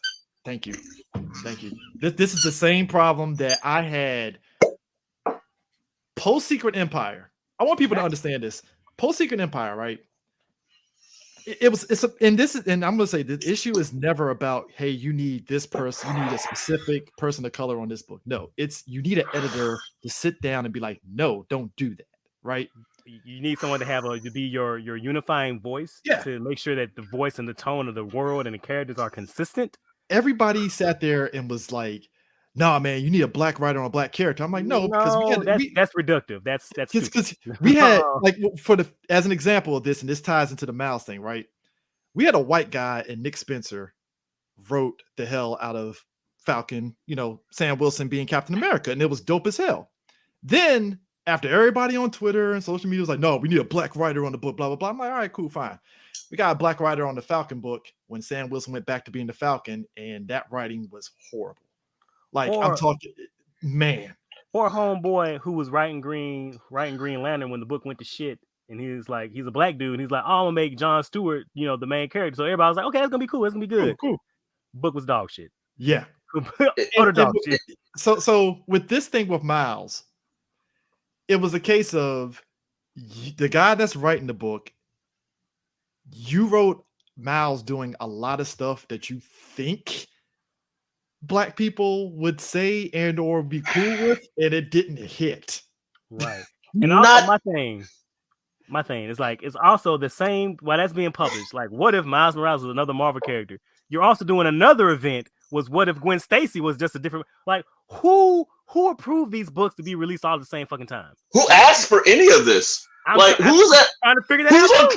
Who's on Twitter be like, man, it'd be really great if Miles Morales was Thor throwing out slang from the 1998. Miles Morales watched Martin one time and grabbed the Thor's hammer and was like, yo, I got this. I know all my catchphrases. Like, I don't mind the idea of a character being another character. That's fine. It's the execution that matters. And when you're doing all these black stereotypes, like Asgard is my hood. Like shoes hanging from power lines. The Rainbow Road had graffiti on it. The hammer. He grabbed the hammer and said, it's hammer time. No one in the history of no black person Thor on any side of all spectrum ever said. Odin's son doesn't say that shit when he grabs the hammer. Raphael saying MC Hammer is the only person who's ever said it's hammer time. And also Donatello, and Teenage Mutant Ninja Turtles 3. Those are the only 2 people that can say it's Hammer time. It's funny and great. I'll allow it. Ninja Turtles 3 didn't happen. It did happen. All right. It did not happen. Japanese guys dancing the Jungle Boy. What? No. Oh, you mean TMNT, the CGI one? Yes, that did happen. No, there's time travel that happens, sir. I don't know what you're talking about. There was no 3. It was Secret of Ooze. It was 1 Secret of Ooze, and then TMNT CGI. Yeah. But yeah, where were the editors? And instead of being the bigger person going, okay, so maybe what I did was a little tone deaf as a writer. I apologize, and I thought I was, being the artist is also black too. So the artist is Latino. Like so, then the writer is Jewish Latino mix. And I'll just say this. If he didn't say anything, I would have known, and I guarantee you, he doesn't claim this shit unless he gets a benefit from it. Thank you. I seen the writer and his writing credits as such as Kids in the Hall or so he's done some other writing credits that don't actually appeal to our demographic, if I could be so blunt. Yeah. And one of my co-hosts, shout out to Rick Stro from Blerd Whiskey, he has a saying, all skin folk ain't kinfolk. So just because you hired somebody, you hired the whole creative team that was black, but they ain't black, and it shows in the execution of Miles Morales having shoelaces, shoes tied on a light pole in Asgard. Talking about Asgard is my hood with the blonde highlights in his hair like he Chris Brown, like and saying Hammer time. Saying Hammer time. It's 2022. Just because you are of my kind does not mean you are for my kind. Now here's the thing. Yeah, I see a lot of people, bad faith arguing, going, "Oh, well, he's just putting the black experience." I'm like, that's not the black experience. What black since 19? He's saying dialogue from House Party. Now here's the thing. The thing of it is, if you're trying to write to the new young people out here, there's a way to do that without it feeling. Go on TikTok. Yeah. I mean, there's a way to do that. Bring a writer that actually knows the lingo and can write it that it feels natural instead of just like, nah, we went on TikTok and saw all this lingo. We just throw it in there. I would roll my eyes, but I would respect more if Miles Morales says something like, it's giving, I don't know, Midgardish. I would have respected that more than him grabbing you and Hello, fellow young people. Hello, fellow young people. What's up? But it's like, I'm with it. I speak. He's like, the writer was like, I speak jive. I got this. I just flipped I almost fucking tossed my shit out the window. He's like, he wrote it with his hat backwards, trying to channel his inner black person. He had DET on the background. He was like, "Oh, I got this, baby." Right. I'm watching Tip Drill. I understand you people. Fitting to be a breeze on this one, man. God. Fitting to be a breeze is more updated than what you just said. He fucking doubled down on the shit, and it was like, how dare you question what I've done? Like, bro, are you fucking bro? First off, you're on Twitter. You need to take a lesson from a lot of writers. You either A, take the fucking critique, or B, just get off Twitter like other writers do. Or shut the fuck up. You got to hit him with the Dave Chappelle, or you can shut the fuck up. I mean, no, you got me heated with that Miles Morales because I've been mad over that whole thing, and I didn't even read the I wasn't mad. It was just like, too late. No, I was mad. I'm also. Oh, go ahead. You've known me since college, dude. You know I'm a comic book creator too, amateur, but it's still a comic book creator. Yeah. So I between writing and art, like everything that should be hitting on all cylinders for this, you got an established character who already is a hit with the mixed minority. So first of all, he's also biracial. Selling pretty well too. So it's like, right, he's biracial, and they completely erased one side, just focused on him being black, and then they not only focus on him being black, but they focus on him being black as if they were like, you thought about Wizard Magazine dated ourselves and message boards and chat rooms. Nah, this writer dated himself because he wrote, man, if I was in high school, I would have loved this guy saying stuff like this in my high, and then of course the worst egregious sin that any black creator can do for any character that's of a color is he made his shoes whack as hell. Like, what the hell were those? Like Reebok Jordan 1s? Like, the hell were they? Hey, look. Nike pumps?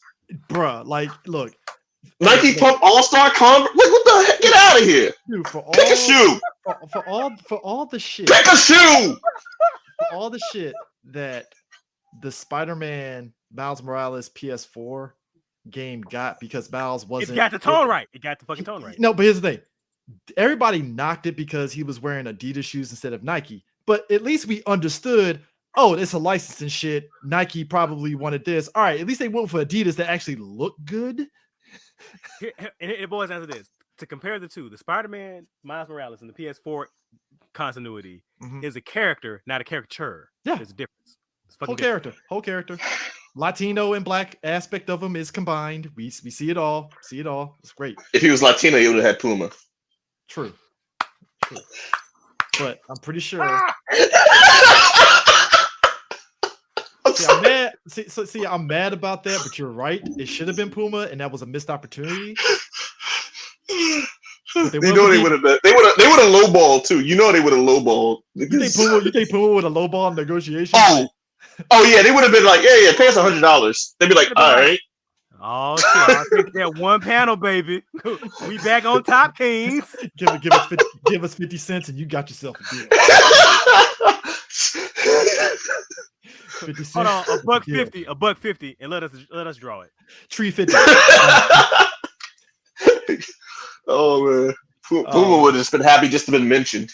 Man, yeah, that was just wow. I did see a recent cosplayer also dress up as the Thor Miles Morales, and when I gave him props, that was the beauty of it because it's like, even the folks that were pissed off at it, it was like, you know what, the design's not bad. We could just do it a little bit better, especially on the shoes, and you just call it a day. And it's like, all right. I mean, I had to hit him with the "what are those" on Miles Morales. So I'm like, what are those? And that's just make better shoes. That's all. Just pick a shoe. That's all. You know what I feel bad for? I feel bad for that the Titans Cowboy Bebop fucking comic because it's following that horrible ass fucking Netflix show. Holy I'm like, the Netflix show was okay. It was okay. No, I know that, but I'm just saying the Titans comic to remind you that the Netflix show existed. It's like, oh shit, they're still doing that comic, aren't they? Hold on. Damn. Word okay is doing a whole lot of lifting right there, bro. Woo, woo, man, like just. I happen to see that. How is it? I mean, story-wise, it's interesting. It's interesting enough. It's interesting more than what the show is. Give me a breakdown. Talk to me. Sell me. It basically it tells a side story that's way more interesting than the fucking show itself. I mean, the bar's in hell, but okay. Yeah, that's all. It literally comes. That's Shaq Steel level hell right basically, there. It's basically Spike goes on to one of Jupiter's moons to track down a bounty hunter, and it's basically kind of a cat and mouse game because this bounty hunter that he's chasing after is going after Faye, who knows a secret involving the Jet Black's ISSP contact. So it's like, it's like I said, I mean, the first issue, I was like, I'm intrigued. I didn't read it. It was just, I popped into the comic book store last week and I was like, oh shit, this book's still going on. You give a synopsis when you didn't even read it. You're just speculating. It's not a synopsis. That's the breakdown of the first issue. And it's like, interesting. And it's just like when I went into the store, cause I forgot after the first issue, I was like, whatever. And I just read it and I was like, oh, that's interesting. I'll pick it up or I'll wait for the trade. And then I went into the comic book store last week and I was like, oh, this is still going. Damn. Okay. Okay. I guess I'll go ahead and read it when it gets in the trade paperback because I don't want to buy the back issues of this. So I just mentioned something about the Cowboy Bebop Netflix show and it being okay. Even though you said it was disaster. Well, not you yourself weren't saying it was a disaster, but you're like it was canceled. There's a failure. That means it's a failure. But you don't hate the show. But it was okay. I don't hate it so much that it's like I question why they had to do unnecessary stuff for the sake of unnecessary stuff. I mean, I feel like they also had to stretch out and make a formulaic or a thread throughout something that did. Yeah, no. But the point I was getting ready to go to was, let me circle back to Phase 4, where, in my opinion, when movies are just okay, they're not great, They're not blockbuster. They're okay. They're still good. They're not terrible. They're okay. But for some reason, we have if it's not great or good and it's okay, that means it's bad in a lot of people's critics' minds. Because I'm seeing a lot of since like Love and Thunder, a lot of Phase 4 movies, Eternals. Like I'm gonna keep going about a list of movies that are just okay. But I feel like I'm okay with stuff being okay. I don't need like a grandeur like box office sellout. I'm okay with okay, but I don't know. Our generation, I guess we have the stuff like the bar is so high or expectation. I mean, because it's a beloved property, so it's like it's understandable. I think we're spoiled. That's basically what I'm getting at. I feel like we're spoiled. Oh yeah, we're spoiled. Oh, we're definitely spoiled. Like the special effects, like they're rushed. They're not great. There was some scenes that were kind of janky. They weren't as bad as everybody made it out to be, because I think that's another angle. I think for at least because we're spoiled. Like all right, like She-Hulk. Was She-Hulk really that terrible though? I think the first put this way, because we talked about it earlier with the special effects. I think it was a case of they shouldn't have put out that first trailer, because first impressions make a difference. It does. It just does. Mm-hmm. And when you put out that first trailer, everybody was going to take pot shots of it. And even though it's a TV show, not a movie. But here's my thing. Even though I understand that, they rushed it, I'm willing to give it another chance. And obviously they put out that second trailer on Disney Plus that looks better. But it's the fact of you have to put your best foot forward, or else, because you showed that trailer to your investors and they don't give a shit. But the fan base is going to be like, okay, what? But you don't think that like our expectation or entitlement or spoiled or being spoiled as fans is there? I said to put it this way. I didn't say it's spoiled. I said I think folks. No, I did. I will say that fans are entitled and spoiled when it comes to certain expectations. I feel it's an overreaction, because I saw folks say, "Oh, the Thor Love and Thunder special effects is CW love." I'm like, chill. Like, you can critique the special effects, but it ain't CW tier. It hasn't hit that. All right. It ain't CW. There was some weight. There was some weight to the special effects. Let's not do that. If it hits CW level, trust me, we will know it hit CW level. Let's not go there. Let's not go there. Is it shaky? Is Thor Love and Thunder shaky at times? Yes, I can agree with it. It trust me. It definitely. I mean, there were definitely some scenes where I'd be like, "Ooh, that's green screen effect." Could have cleaned that up. But like, fix that in post. But you're in a rush. And what also gets me is like a lot of people don't allow. People are baby brained, and they don't allow like. So I like that.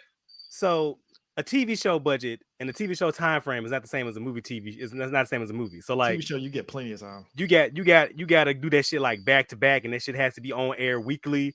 Like you don't have the same amount of budget or the space to like to render shit, because CGI has to be rendered, has to be rendered in the computer for it to be computer generated images.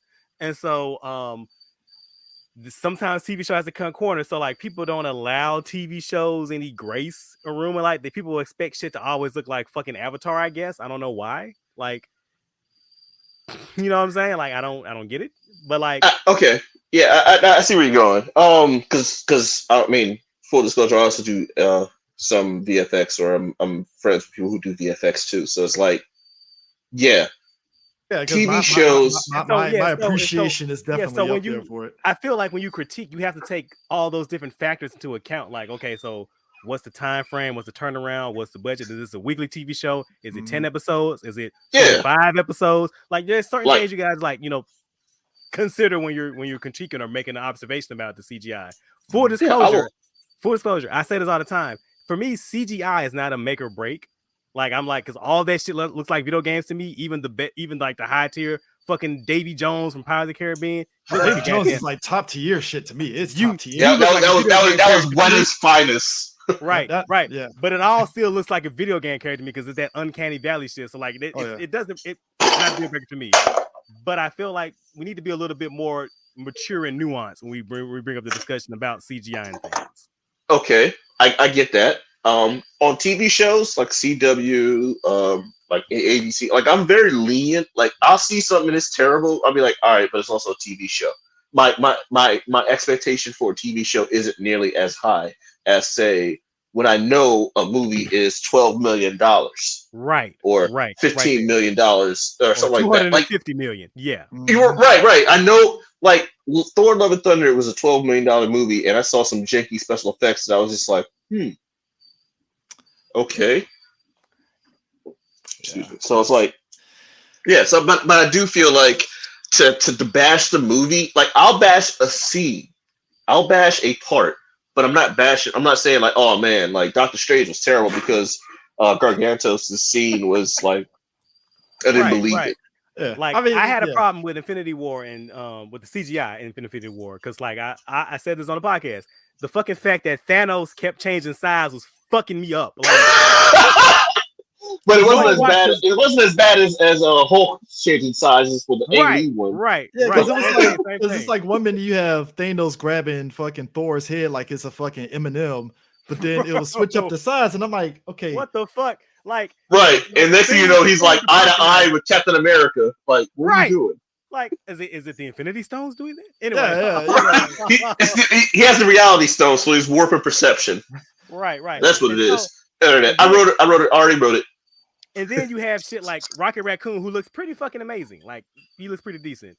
Next to fucking Bruce Banner in the Hulkbuster suit, like, bro, what the fuck was that? Like, you know what I'm saying? Yeah, Like, where his head kept moving. Like, the Bruce Banner head was like shifting around. And like, but Rocket Raccoon with all like 80 layers for fur, skin, muscles, and costume on his lip and his nose. He was like had reflections. Right. You can see the texture, like he was about to cry. You knew from like 12 feet away he was about to cry.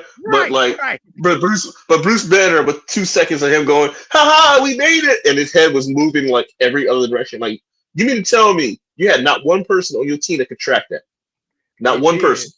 They did, but they're like, look, it's 2 o'clock. Crunch time. Kiss my ass, Marvel. Kiss my ass. I'm about to go on strike if y'all say one more word. It's only so much free pizza can do, bro. I gotta go home. I gotta go home. Can't do must say his office party. Gotta leave, dog. Oh, man, like y'all gave me a pizza party as for my 13th hour.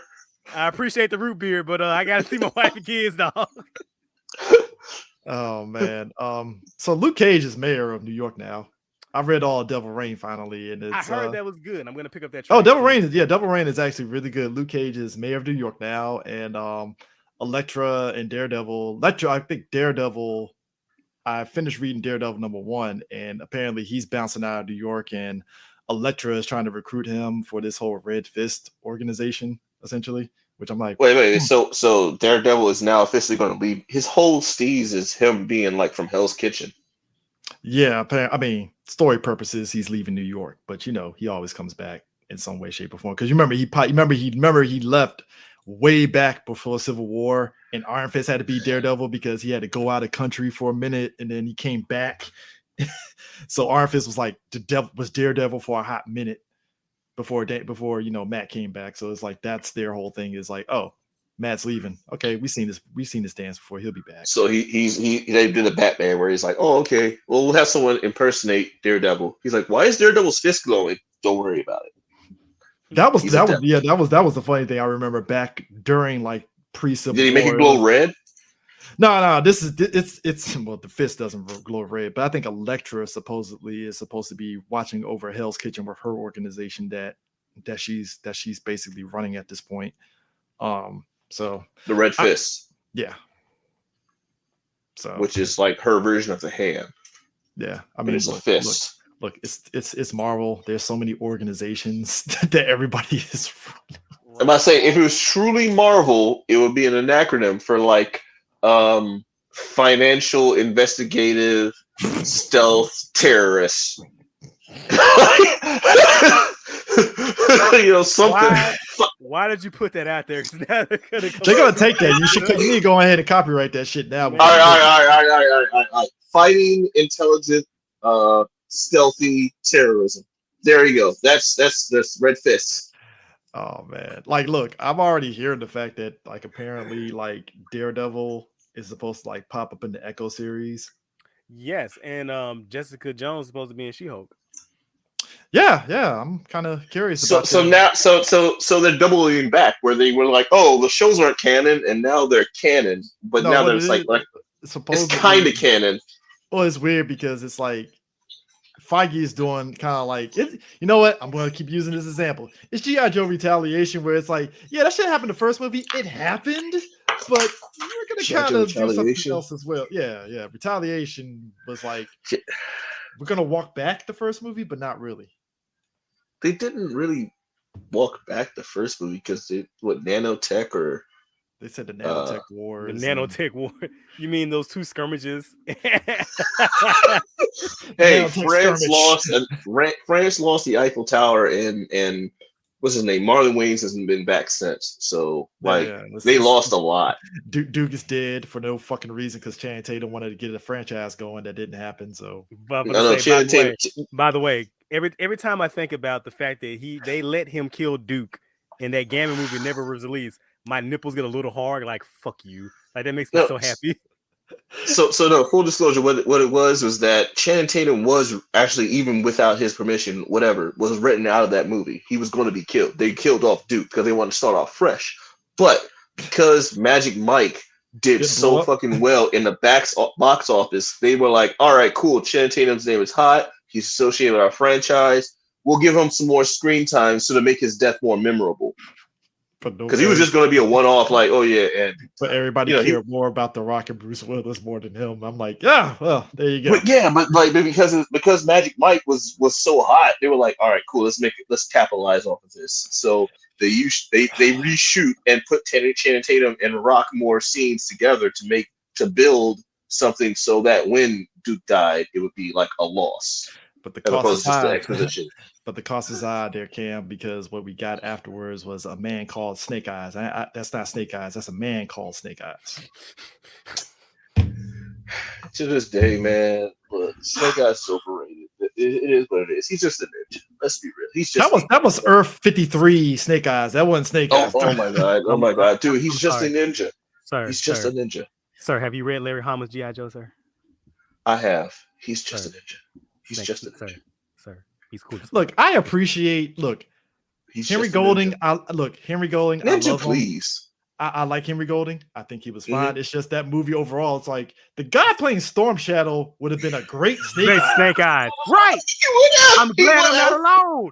I'm glad I'm not. I thought it was just me. I had to watch that movie 3 times to really be like, he would have been a good Snake Eyes. I'm so glad. I thought it was just me. I was like, you know, it took me 3 watches to get to that point. I was like, I'll do you one better. The kid who played the kid who played Storm Shadow when he was a kid would have been a better Snake Eyes, because I'm pretty sure he's old enough to play Snake Eyes now. Hold up, hey, Prop, who was the other people that was like Snake Eyes disciples? Oh, you mean like Jinx, Chuckles, and them dudes? Yeah, that was off. What was that? Some runoff. Well, that was a one-off G.I. Joe movie. No, cartoon. It was a cartoon. If you said Henry Golding, the movie. If you said Henry Golding was like Chuckles or something, I'd be like, all right, fine. Okay, fine. He can be Chuckles. Yeah, that's fine. It's like, or TJ Hooks. He can be TJ Hooks. Something. You know, if he was like a disciple of Snake Eyes, it's like, all right, I'm fine with it. But it's like Henry Golding. It's like you've been better off putting him with the mask on, and he just did mannerisms and called it a day. Because once you had him speaking, it's like Henry, you had more charisma in The Gentleman than you had in Snake Eyes. And that's fucked up because, you know, look, Henry Golding is a charming, charismatic. Oh, he's great. Great actor. The writing in this movie did him no justice. It really did. They made Snake Eyes a whiny, insufferable fucking hypocrite. And like, I was waiting the whole time for him to get like come up. Storm Shadow stab his ass, slit him in the throat. Please, bro, I was waiting the whole move for Storm Shadow. I'm like, Storm Shadow gotta take the man's voice box. Like, it has the OGP. He has to. He just has to. He has to take the voice box. Yeah, I mean, it's like visually, it's like, all right, this. No, you know what? William said it best. As an action movie, it's fine. As a G.I. Joe movie, not so much. Again, as an action movie, I still didn't like it. I tried to shut doing a lot of work there. I tried to shut my brain down and watch the movie as just like, you know what? It's escapism. I couldn't escape. Like it it just brought me into another trap. Like I just look, I hated it. You can't give me that movie and then throw in fucking Lady J and fucking what's her face? Scarlet and Baroness. Scarlet and Baroness, And I'm like, I want to see those two in the GI. And what kills me is like, if you're gonna use the Baroness, why don't you just use his fucking comic book origin? Like, why would you include Baroness? Why would you go out of your way? I like the woman as Baroness, but it was like she was good. Her talent was kind of wasted a little bit in this movie. Why would you go? The look was wasted because, like, I'm sorry, I'm a whole separate subject because with Baroness is like you need like that BDSM vibe from her. I got none of that. It took me a minute to get used to her because, like, I'm not comfortable with baby Baroness. Like, I'm not. Exactly. Look. If they had Destro in a scene, just for one scene with those two, fine, cool. But that's my thing. Why would you go out of your way to include the Baroness in the fucking Snake Eyes movie, but don't use Snake Eyes comic book origin? I don't understand that. Like, what the fuck are y'all doing? That's that. You know what? Yeah. But you know what? But yeah, going back to it though. Yeah, I don't think I think Finn Jones is not coming back as Iron Fist. That I think that's done. I mean, he sucked as Iron Fist. He looked like Justin Timberlake from It's Gonna Be Me. That second Fist he improved. I keep telling folks like second season was good. Second season he became. Actually, you know what? Not even second season. His appearance in Luke Cage second season, yeah, it was a better Iron Fist or more like the Iron Fist I would want to see than anything I've seen so far. Because I hated him in season 1. I hated him in Defenders. Like, Defenders was the worst. Like, with a passion. I rewatched it, Defenders, and I'm like, yeah, it's still just as bad as you remember the first time. Actually, it should be worse now that you know better. It should be worse when you watch it again because you realize, like, wow, they really just amped up the whininess. And I heard Feige really I think the reason why he brought back Charlie and he wants the other chick back from Jessica Jones is like he really liked the actors in that role. It was just everything else. So it's like, I mean, like, let's be real. Like, Daredevil got what, 4 seasons? 3 seasons. Well, three seasons. 3 seasons. Yeah, they got 3 seasons. Daredevil and Jessica Jones got 3 seasons. Luke Cage got 2. Wait, Jessica Jones got 3 seasons? Yeah, 3 seasons. Nobody. Yeah, that's the thing. 3rd season. Wait, no, there was no 3rd season of Jessica. Yes, it was. It did. Yeah, her friend literally got arrested at the end and got thrown into the raft. Wait, no. Did I miss a season? Yeah. Hold on. I hear you talking. Second season was her mom. Her mom came back as a superpowered individual. 3 seasons. Okay. And the 3rd season was about like her friend becoming Wildcat, and she was drunk with power and stuff. And by the end, she got thrown into the raft. Okay, I do remember that part. So there was no 3rd season. Yes, it could not have been. I forgot the central conflict of the 3rd season, but Wildcat. Because first season, the villain was Purple Man. Wasn't the 3rd season the one where homegirl, she was her lawyer friend was like her life was falling apart and that dude committed suicide and framed her for it? Yep. No, because remember my favorite character arc was the former drug addict who became like her CI. Who then became her. And then in the 3rd season, he's working for another company. Yeah, working for you're right. Yep. You're right. That's what it was. Because the 1st season he was a junkie. 2nd season he cleaned up his act and was like integral, but he was underappreciated. 3rd season. We will put respect on the Red Power Rangers name, sir. Yes, we will. Yes, we will. You're right. My bad. First of all, the Red Power Ranger and me and CJ, we go back and forth with this one. The Red Power Ranger curse also is kind of a blessing because every other person who also branches out from Power Rangers has also been a Red Ranger. Yeah. It's a curse and a blessing. Like, some dude with 2 of them were arrested. I'm just casually just brushing off murder. One guy, whatever. But still. Murder and fraud. All the Black Red Rangers came out pretty much unscathed at this point. Clean, good, not problematic at all. They're fine. Great. I think honestly, between the blue and the pink are the most safest of all the Ranger colors. Yeah.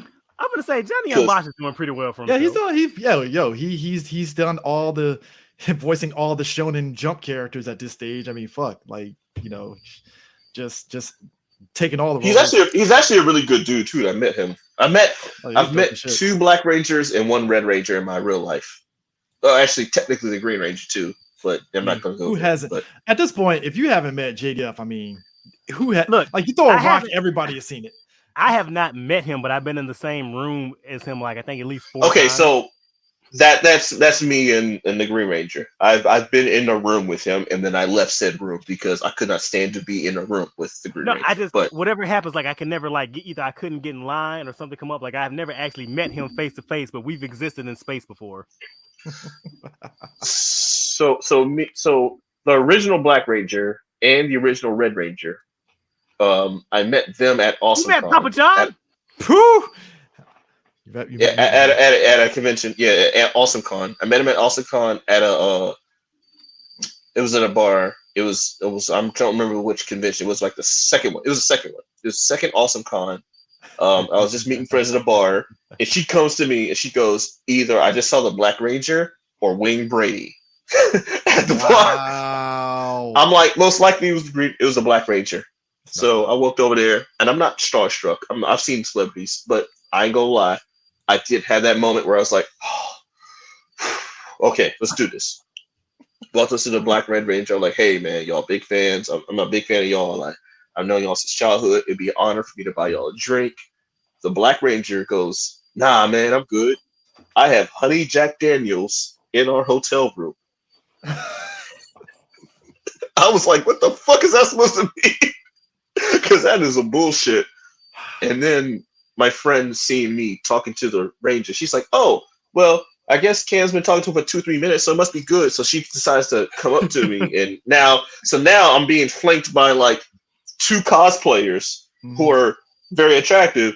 And now all of a sudden, the Rangers have all the time in the world to hang out with us because I'm now flanked with 2 attractive women. And then the Red Ranger, I remember specifically, he looks at my friend's cosplay and goes, I like your colors because she has red in it. And I was like, really? I bet you that works though. I bet you that works. And ever since then, like also, CJ, you like, well, you're 6'4", right? Yeah. All right. The first thing I noticed about both Rangers is they were short. I'm tall. No. Like, yeah. I towered over my childhood heroes. That's not a feeling you ever want in your life. Like Karen Ashley is understandable because I knew Karen Ashley was short even back in the day. So that's like, all right, I'm cool. Nah. This is who's the version of Black Ranger? Walter Jones and Papa John. Yeah, I towered over both of them. I'm only 6'2". Look what you started, man. You got him saying Papa John. Hey, it's a term of endearment. We got to keep that going now. So that's like the second person that we've got to say Papa John. So I walk up to them and I tower over them, and then he says that corny ass, "Oh, I like your colors," and I'm sitting here like, "Oh God, I bet this works too." And I just lost all respect for like my heroes because one drinks honey Jack Daniels and one is terrible at picking up women, and it's just. To be fair, Papa John was a dad at that point. Was about to be a dad. He had his arms. He had his arms from still Power Ranger days. I know what he was doing when he had that oversized shirt with the arms cut off. I know what he was doing. Gotta show the gun show. Show he ain't. Yeah. But yeah, never meet your heroes at a bar. Hey, I've met some I met some of my heroes, and sometimes I'm like, what? And other times I'm like, yay. So But speaking of which, speaking, we talked about journalisms earlier. Over the weekend, the good old folks at Forbes magazine, those crack shot journalists that they are. I don't know who was writing the article. It's like, did you not watch the end of Endgame, and did you not watch Falcon Winter Soldier? This motherfucker was like, well, we can't confirm or deny if Sam Wilson's going to come back as Captain America. And I'm like, bro, hold up. Did you not? Okay, bro, the fucking tweet where they're like, Anthony Mackie's returning to the MCU, but it's not as the sidekick, the Falcon. He's playing the same character, it's just a different mantle. You absolute peon. And I was like, even if you didn't watch Falcon Winter Soldier, that's fine. But you saw at the end of Endgame, he got the shield, which means he's Captain America. Well, no, nah, man. Nah, he didn't get the Disney Plus DLC, so he don't know what's going on. He didn't get that paywall. It's fine. Right. You know what I'm saying? Like, whatever at Forbes only can afford like the WB. Hey, look, you didn't see the countless commercials that played during the NBA fucking bubble fucking commercials. You didn't see. Okay. Nah. And on top of all that, he never picked up not one Twitter account. I know people that didn't watch Falcon Winter Soldier that asked me that was like, oh, so the guy that played the Falcon is gonna be Captain America. I was like, oh yeah, because of the show. And it's like, all right, cool. I'm gonna check out the movie. I'll probably check out the show. And I'm like, all right, cool. At least they know from a commercial, right? But you mean to tell me this Forbes dude is like, nah, I can't confirm or deny. And then Captain America himself came through. Captain Ally came through and was like, oh, he's Captain America. And it just walked, and then just probably just logged off. Well, I think we're expecting too much of these online article writers because they get paid in Subway sandwich coupons. First of all, Prime, you're being nice about Subway sandwich coupons. I was about to say $3.50 and maybe a 50-cent off a Subway sandwich. They get a jungle juice and a. I must say those sleep with Subway sandwiches though. They be coming through in clutch. Oh man. I would take a free Subway sandwich for a clickbait article. Because my man came through. There was a second dude for Forbes that was like, well, I don't know why they did Falcon Winter Soldier just to get to the same point. And I'm like, okay, dude. Like, again, even if you didn't like Falcon Winter Soldier, the whole point of that story was Sam was very much unsure if he should take the mantle, which was like the comics, because it was like, yo, I don't know how people are going to like me in the role. I'm unsure of myself, which that makes sense because you're taking on a big mantle. Yeah, you're going to be very unsure. It's a huge shadow. It's a huge shadow to be cast under. And speaking of the comic books, so Sam, what's with you just randomly waking up deciding one day you back to me and Captain America? What's up with that? Hey, sir, you know what? Even I was sitting back and I was like, Marvel, I understand synergy, but you're going to have to like. You didn't give no explanation, no story, no build up. It's next week, this nigga was Captain America. I was like, what the fuck? Look, Prime, here's the thing. I respect the fucking brand right there. I was like, fuck it. He's Captain America. Fuck it. I don't give a shit. Fuck it. I was like, last week he was the Falcon. This week he's just back in the sky. No explanation. No. Oh, okay. All right. Cool. Okay. The shield was in this closet the whole time. Sure. You ain't know. Right. Okay. He woke up and it was like it should have been like a post-it note where fucking Steve was like, "Yeah, Sam, I got you a shield. Meet me here." And that's it. It's like, did he just wake up? He put on the wrong costume when he got outside. I was like, "Well, fuck it. I just keep it going. It's good." Damn, Cap's back. All right, shit. All right. I didn't read the script that day, but cool. Right, yeah, we had two choices. We had Winter Soldier or Punisher. So you got Bucky Barnes or Frank Castle. Who you gonna pick as Captain America? Yeah, It weird to me because the dude for Forbes emboldened the dumbass idiots online like that's not my Captain America. And I'm like, oh boy, here we go. I mean, yeah, if you were January 6th, yeah, that's not your Captain America. Yeah, sure, of course. Well, to be fair, if you're January 6th, Captain America's not your Captain America. Of course. We didn't vote him.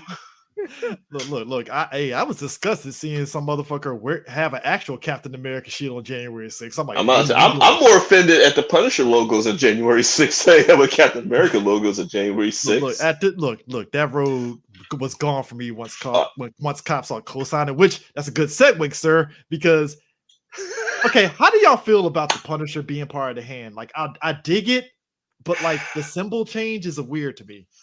The symbol change was a knee-jerk reaction that we did not need. Yeah. But I love the discourse. So here's the thing. I love the discourse more than I love the actual thing. Do I give a shit about Wanda and WandaVision and Doctor Strange 2? No, but I love the discourse. It's like, oh my God, why is she so evil? And me and Prime were like, guys, did you not see the fact that she was evil at the end of her show? Like, no. Fuck that bitch. No. They didn't get the DLC. Evil. They didn't get the DLC, so they still think Wanda's a pure girl. Prime. Sam Raimi literally told you as soon as Dr. Strange was like, hold up, I didn't tell you America Chavez's name. She's evil, guys. You're gonna have to fucking eat that shit. I'm sorry. What kills me is all the Wanda stands who quote that fucking line where she's like, when you break the rules, you're a hero. When I do it, I'm a villain. And people are like, yeah, it's not fair. Did you watch the movie? She was quoting that line in the villain monologue. Like, what the fuck? No. Watch the context of that scene. She went from orchards in California to, oh shit, we're in hell now. Right. Like that's she was fucking monologuing. Let's be real. Let's be really real. She lost the D batteries, and she been mad ever since. And then she said, I'm gonna get some kids to make up for it. oh, the kids ain't real. They're going to be, and that's pretty much Doctor Strange 2 the entire time. Which, if you read comics, everybody in the comics until the kids actually became real, like Wanda, they're not real. Like Professor X told her, Magneto told her, Hawkeye told her before he tried to put an arrow in the fucking fake ass kids before he got fucking blammo. Yeah. This floating arrows will always do you in. Who'd have thunk? Arrows with TNT sticks would do you in. Who knew Hawkeye had the right idea in fucking House of M? He about ready to put a fucking arrow in them goddamn kids. Like, nah, Wanda, we gotta go. Hey, look, okay, shout out to Hawkeye, whoever writes for him anytime he's mentioned with ultra powerful people that have one vulnerable spot that he knows of because friends talk too much. Because he's like, yeah, man, we are best friends. We're drinking buddies. I am the godfather of all your children. And the moment that I think that some shit's gonna go sideways, I will put an arrow into your eye socket. That's why Cap got him for Infinity when they did the Avengers. Banner and Wanda, two closest friends. He popped Banner in the head before he transformed in Civil War 2. Was it a stupid ass moment? Sure, but he's like, fuck it, I know what's up. He knew he had a shot. He knew he had to take it because he knew that the result was going to be worse. I saw a tint of green. Sorry, gotta go. Yeah, you gotta go. You gotta go. Oh my god, man! Like I said, I did not my Captain America folks had me in tears. I was like, bruh, what are we doing here? What are we doing here? Like again, the discourse is better than the actual issue. It always is. Frank Castle changing his logo made them way more matter than I could ever do in any tweet or repost I did. So I loved it. I love the story in the book where the Hand only recruited him because they told Punisher, hey, we can get your wife back. And he's like, all right, and Punisher's like, I've been doing this the whole time. Sure, I'll be at peace now. And now he's starting to be like, I don't know if I want to work for the Hand now. And I'm like, bruh, once you're in bed with the Hand, you're in bed with the Hand. Sorry, them's the rules. Like, it's blood in, blood out. Basically, it was like, I mean, it's like, they really was like, I mean, if you leave, we're just gonna take your wife, and she's dead again. So take your pick. So that really should be a Punisher book, blood in, blood out, though. I mean, I'm surprised it isn't, but it's probably going to be. If they follow the same suit of copying things, then blood in, blood out style of Punisher in the Hand would definitely work out. Again, I just love the fact that the reason behind them changing and the storyline made them so more matter than anything I've ever known. It made Blue Lives Matter guys pissed off. I'm like, gosh, you why are you mad? You now you care? Now you care? I'm gonna say you weren't right. We'll say anyway. And then there's a separate hashtag, still my logo, or so. Oh, that was something stupid. Hold on, Prime. Say the skull shall rise again. Hold up, say that again, Prime, for people that didn't hear that. And you weren't buying the book in the first fucking place. Exactly. Fucking Ted that worked 20 years for the police force was not buying fucking. Like, see, you ain't buying it. You didn't even know about Dolph Lundgren. Shut up. Exactly. I was gonna say, show me Charlie from Precinct 15, his pool list. Show me his pool list right now. Let me find out that he was part of Punisher War Journal subscription back in 1984, and then I will take his word for it. I call horseshit because he probably don't even know what Punisher War Journal is. No, you know my man Charlie is an Archie dude through and through. He reads that Sabrina the Teenage Witch, baby. Yo, my man did not know about Punisher fighting Wolverine with a leopard skin cape. Like, you don't know none about that shit. Now, I'll say this, Prime. I know you feel differently. You feel kind of 50-50 about Jason Aaron. His his King Conan run is actually pretty good so far. See, I keep hearing things about, look, I'm like, right, I'm 50-50 on Jason Aaron. Like, I love his fucking Thor run. I was kind of on his Mighty Thor, and I think his Avengers is dog shit. Oh, yeah. That's a case much like with DC and Tom King, where I'm like, hey, Marvel, you might want to, take back. Rein him in. Which I think his King Conan is Marvel like, all right, we're just going to throw you on the Conan book. Have fun. Right. So I keep hearing about that. So you're saying that's worth me picking up in the trade? It's worth picking up in the trade. You'll like it. Fucking dig it. I can dig that. Because every once in a while, like reading that book, I was like, oh shit, that's right. Because Marvel does have Conan because he's on the what the fuck is name that Avengers? Savage group. Avengers. Savage Avengers That's is a like fun book. That was surprisingly fun. I think a lot of people need to start reading that book. It's pretty fucking fun. It's very much fun. So yeah, King Conan, like it's weird. Conan's license going to Marvel. I'm like, oh shit, Marvel has it. No, I thought I heard Well, something that it was gonna default back to somebody else, or that somebody just making up rumors.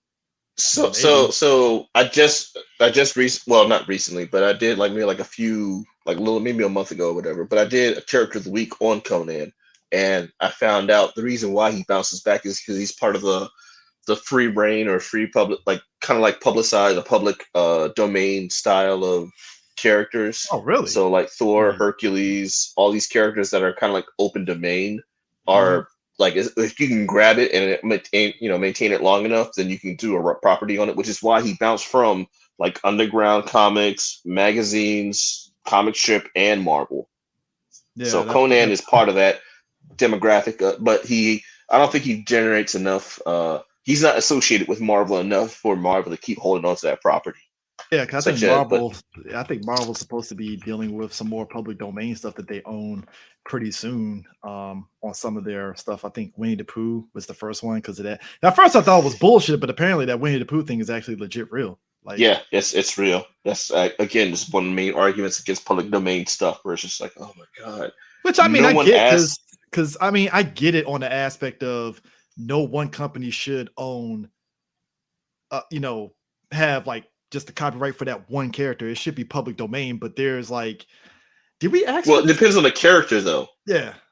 It's like the Pooh, hypothetically, if Marvel or DC decide to make a Jesus Christ comic book and feature Jesus as a superhero, do not tempt them, sir. Do not tempt them. They tried this shit, and it was like, hell no. Hold on. When DC was it called? Second Coming? Yeah, it was like Second Coming, where Jesus came back when there's a world of superheroes. Get out of here! Are you serious? It was gonna be published by DC, and it got booted because the soccer moms were complaining. And I believe it was published by but you get what I'm saying though. Like a figure that is kind of known, that's open domain, but as long as you have the rights to a particular story that you can make, then you get the full rights to it. Which is why, if hypothetically, if Image Comics or DC Comics decide to make a Conan story, they can do that, but it won't be in canon with the previous stuff that was done for Marvel. So Schwarzenegger and all that other stuff wouldn't count.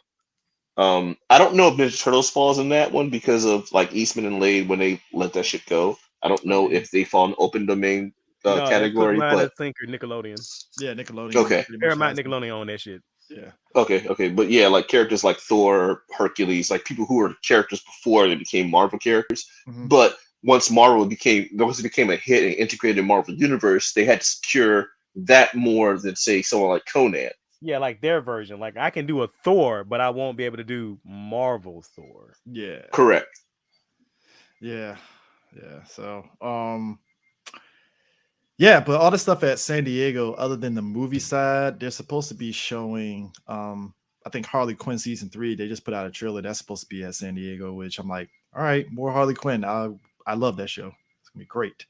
Show's a great show. Yeah. Stargirl season 3. They had a that drop. I'm amped for that. Naomi season 2. No go on that one. The only one I'm groaning on is apparently Marvel Zombies is getting an animated series, and I'm like, the only thing I'm groaning on is the fact that Gotham Knights is being made without any ties to Gotham. I promise you, that has to be a money laundering scheme. Their money is being lost. Let me tell you something. Here's the thing. You know what's funny? He said money laundering. No, he's right, because here's the thing. As much as I gave shit to the Titan show, at least there was some semblance of something that resembles something of a Teen Titans. At least they use comic book characters. Yeah. It's like it's something there. I look at Gotham Knights and I'm like, if I knew jack shit about comics and you told me this is based off of DC Comics, I will look at you and be like, first of all, I go bullshit. What? Bullshit. Second of all, it's like they not only do they not even include previous DC characters, but they use like fake continuation of DC characters. But Cam, the trailer gave off like fan-made show because there's nothing resembling. I said the same thing about Titans though. But Titans had the costumes at least to where you're like, all right, that's Titans. fine. At least Titans has a production value thanks to HBO Max. Yeah, but this was fucking just Gotham like, Knights, man. that shit looks like it was filmed in somebody's backyard in between. Like y'all just on YouTube, and y'all thought that y'all weren't gonna make it big, and all of a sudden CW was like, "Yeah, we'll take it." Stephanie Brown jumping in with the freaking domino mask, and I'm like, "That's Stephanie Brown." I couldn't tell. How do you like? No, that was Carrie Kelly. Oh, my bad. That was wow. I'm sorry. No. Y'all using DC, are y'all using their comic book names? How dare you? They hate. My bad. They hate comic book names like it's slave names. You be like, yo, Carrie Kelly.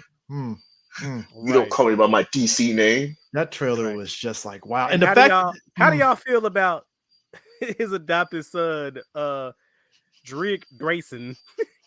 Not Damian Wayne, you mean? Great value, Damian Wayne. Oh, we got Damian Wayne at home. Like, like I'm gonna say, you pick a character, Batman, who canonically has 55 kids. You mean Jim Blake? Ben Blake? You mean Blake? You mean to tell me out of the entire utility costume? You mean to tell me out of the entire utility go? He got not one condom in there? I'm gonna say. This motherfucker has canonically 5,000 kids. I mean, and y'all making the OC donuts still. Get the fuck out of my face. They threw a dart at names and was like, all right, that's what we're going to pick. Say their name again. I mean, Robin Draco. What was the name of the character in Dark Knight Rises that ended up becoming Robin? Was it that was his name? It was like Robin. His nickname was Robin. So you should use Robin, and I'm like, oh fuck you, Nolan. I'm not mad, but goddamn it, John Blake, Robin John Blake or some shit like that. Yeah, it was. His last name was definitely Blake. I do remember that. Yeah, it was. Yeah, Robin. His first name was Robin. Yeah, Robin John Blake. Yeah, get the fuck out of here. I was like, really, and that's how you tease it. He's gonna be okay, movie. Got you. Fuck off. Got you. Fuck you know, off. it's. Yeah, but yeah, dog. As soon as I was like, oh, Gotham Knights, and you're gonna be at San Diego, good luck on that room. That room is gonna be like. First episode, right? It's gonna be. Yo, they're gonna be booing him worse than John Cena at ECW. Man, look, like full on the visceral hatred. Look, I told Prime this, Cam, 2019 when they premiered the first episode of Batwoman. Apparently, it was cringe as fuck. Oh yeah. And when I saw the first episode, I was like, yep, and those stories were 100% true because that first episode was cringe as shit. Garbage. Woo! That was the first realization that CW was definitely pandering. And Ruby Rose got off the train.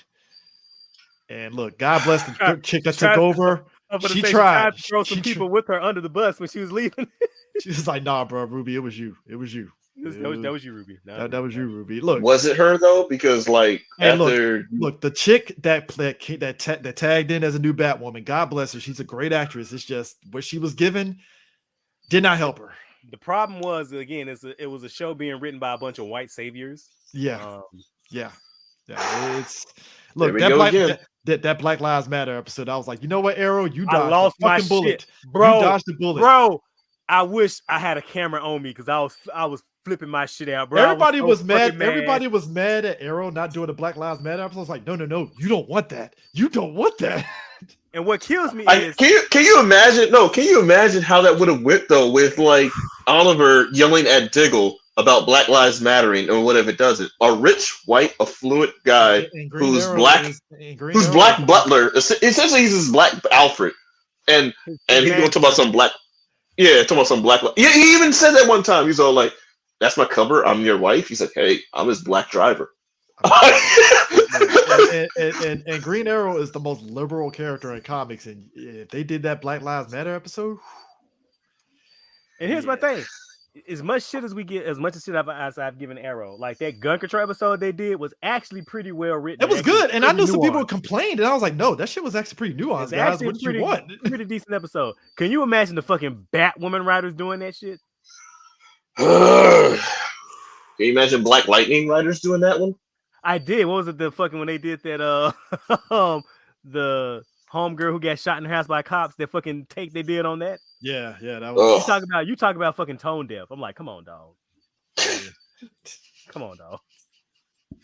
Yeah, that was definitely some tone deaf shit going on with the writing room on that one. Then as me and Prime said, oh boy, it's like, I'm the Black Joker. And I'm like, God bless you, man. I'm happy for you. My God bless. But no. They done set your ass up for failure, dog. They set you up. Grand opening, grand closing, because the next or homegirl who was like, I'm so glad to be the second ever live action Poison Ivy. I'm like, bitch, you're not even the second live action Poison Ivy in your own damn show. We had just did the Comic Book Corner episode. I had just put it out, and then breaking news: Batwoman canceled. I was like, oh shit. Like I said, I did not shed a tear for a black woman. Batwoman. Get us canceled. Future, is that you? Future? What you got? Future is on the show. I didn't shed a tear. Yeah, I got you. I didn't shed a tear for Batwoman or for Black Lightning when they got canceled. But Black Lightning. I kind of want at least one more season so they can go out on a high. But it's like, all right, fine. You know. Well, I mean, originally, they were trying to do a spinoff from that one with Painkiller. And I'm glad that shit died. I saw that Painkiller episode a week before, and I told Prime, I was like, yeah, that Painkiller episode, Prime. A backdoor pilot. They tried. I saw that a mile away. I was like, are they gonna do a celery with the episode itself? I was watching like, they going for it. I see why it got canceled, because I love Painkiller, but he was not gonna. He was not hitting it. But then again, I wonder. The CW turned you down. Hey. Ooh. But shout outs to them though. He getting that CBS money though. God bless him. Yeah, I guess so. And you go to if you got a drama on CBS, you're locked in for some seasons. You guaranteed at least 10 seasons, right? I'll say, and for me being as my name, Mr. Petty is, I had to be petty because I was just sitting there like, I just hated the fact that he had like the worst dreads I've ever seen. Like I've seen Tyler Perry movies. His dreads suck. I mean, technically, it was kind of sort of filmed on Tyler Perry's studio, so that's par for the course. Oh, okay. Well, that explains it. That explains everything I need to know, because I never understood how Tyler Perry is a black-owned business and had the worst hair and makeup I've ever seen. Sir, me and Prime said it. He's from the Book of Saban, baby. He got cut them corners. He's rich enough to actually afford actual hairstyles in Atlanta. You mean to tell me in Atlanta, not one person would work cheap for him? The Book of Saban says. The Book of Saban says you don't sit there and spend your money. You don't get nuts with the money here. I don't want to be that guy, but them Madeira wigs don't be looking on point. Like, hold on now.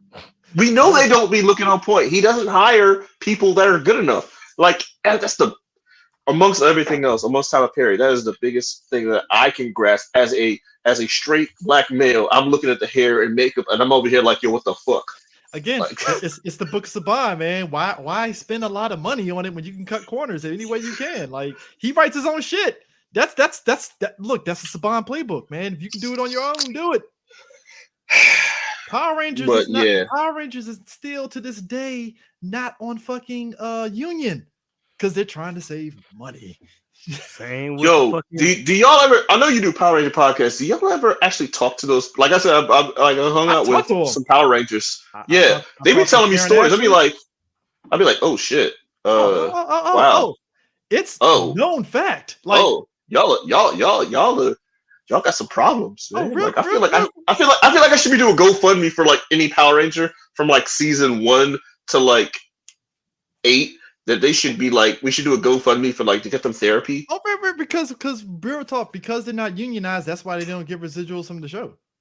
Straight up. That's the reason. And like that was the reason why when Saban tried to tap him for Super Mega Force, he was gonna pay him $100 in a bologna sandwich, and they were like, go fuck yourself. Nah, I'm not doing that shit.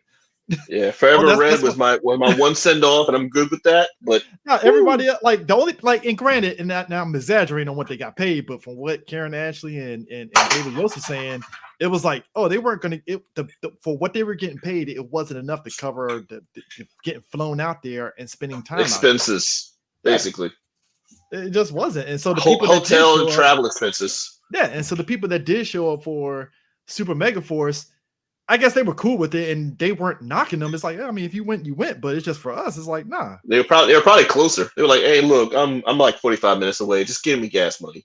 Yeah, hey, pay people your money. You know, it just is what it is. But Yeah, so I'm excited for San Diego. It's been 2 years. It's been COVID, and I expect there to be fuckery abound there with a lot of people.